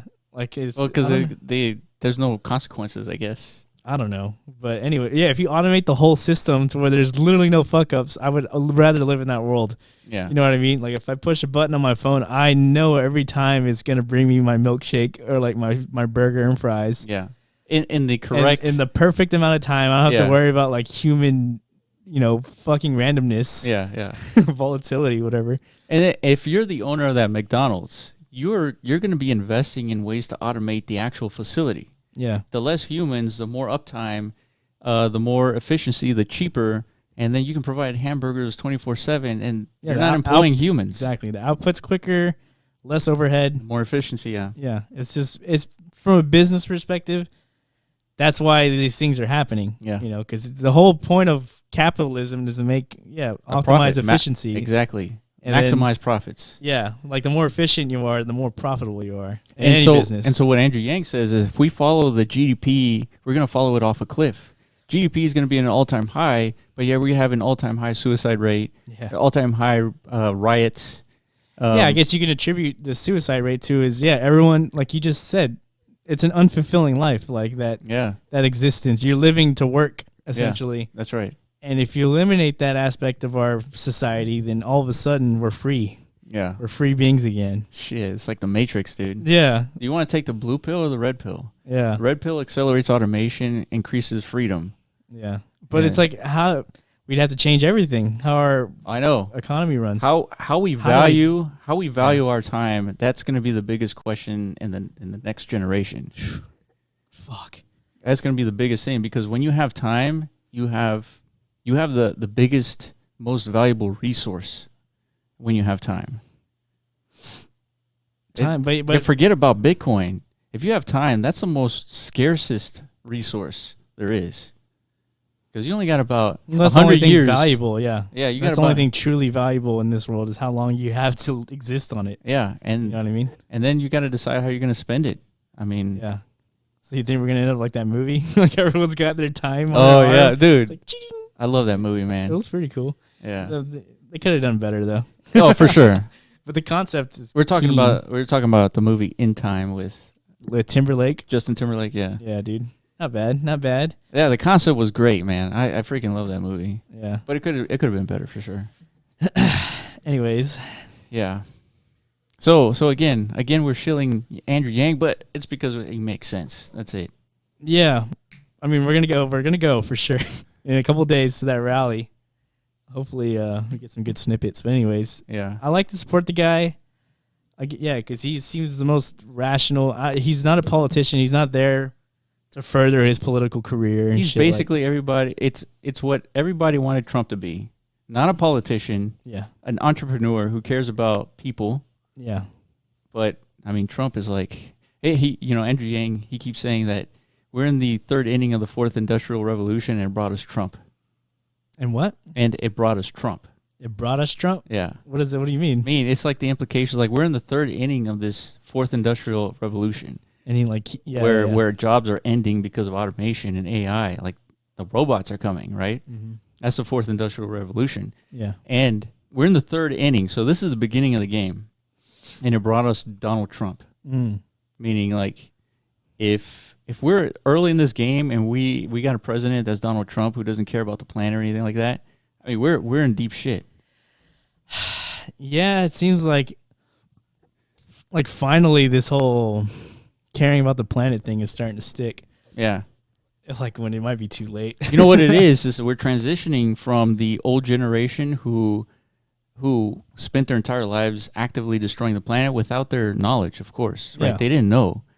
Now we're transitioning to a new generation where we care about the planet because it's the right thing to do, and it makes no sense to have children who are going to be growing up in a planet that's dying, decaying. Yeah. Yeah. So that's why it's starting to stick, because we're starting to make our own voice. I need to look more into global warming, to the sense like what is the ultimate outcome if we really truly fuck up like the cycles of the earth? Like how bad can it get? Well, it's a runaway greenhouse effect.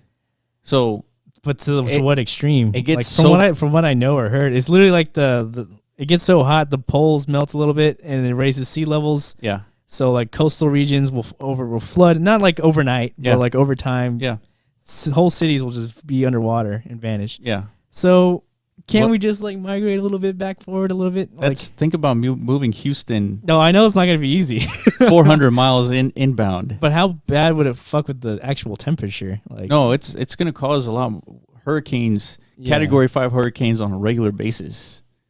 So like the movie Day After Tomorrow. Exactly. Like legit, it could be like that. When it gets cold, it gets so cold, like you'll just freeze and die. You'll just be dead. You'd have to live underground when it gets cold. Wow. So it gets that bad, huh? Yeah. And then the Amazon and the rainforest burning, that happens on a yearly basis. Fuck. Just because it gets that dry during the summer. It makes sense. That's why there's no other planets out there with like life and water. Like the perfect Goldilocks ingredients don't exist in anywhere except for our planet. So far as we can tell, that's true. And it's so crazy because it takes such a little bit of a nudge, just a little nudge, and it fucks the whole thing up. It's so crazy. It's unbelievable. I think it's like 3 or 4 degrees like Celsius, like the water temperature or something. It's just everything's fucked. Yeah, yeah. Like if that happens. And the thing is, these cycles do occur regardless, but they don't occur at this rate. Yeah, we're accelerating it. There's tons of evidence showing that. Yeah, I mean, we're accelerating is putting it lightly. Yeah. Right, but that's what happens if you don't take care of the situation. And so by 2030, if we haven't done enough by 2030 or 2040, I think it's 30, then we've entered into this runaway greenhouse effect. Shit. That's pretty dark. Yeah. Which is why, and it's like, well, it's a long conversation. I know. We've kind of gone over a little bit here. Yeah. All right, we'll call it. Yeah. So thank you guys for listening. Make sure you go to our Twitter at theblockrunner.com. We talked about Decentraland a lot. And make sure you visit our YouTube channel as well. Give us a like. Hey, there's some shit going on Twitch. Like every day they're doing like SDK. Yeah. Yeah, for the developers who want to get into Decentraland, they don't know where to start. So I think on a daily basis now, up until the Game Jam, they're gonna have a Twitch. Developers from Decentraland are gonna be on Twitch talking about. Should we like in the description of this video eventually when it's on YouTube put like a link? To Yeah, that? for sure. Because they have VODs. Yeah. Like every day that they record, it should be on record. Like you just go watch their VODs, watch it over again. That'll be the first link on the description. Yeah, that way, you know, if you are a developer and know somebody, that's like the first place to go, I think, is the SDK. Yeah. So that should help. Yeah, and Yang Gang, share this video. Share the knowledge of Andrew Yang with others. Or at least to have the conversation. That's what I like about Andrew Yang. Yeah. He's bringing up shit that matters. Yes. And, like, I want him on that final debate stage because he's going to bring up legit topics, not, like, bullshit, like gender politics and stuff like that. Yeah. I don't give a fuck about any of that. Like, that is not important, you know. In the grand scheme of things, it's not. Yeah, I mean, so, yeah, some people's feelings are hurt because we don't call him he or she. Like, yeah. Okay. That's not, I mean. Yeah, it's a priority, but it's on the lower end. To me, yeah, I'm not even entertaining that one. That's just me, though. Yeah. But anyways. But yeah, so yeah, please share this, and thank you for watching and listening.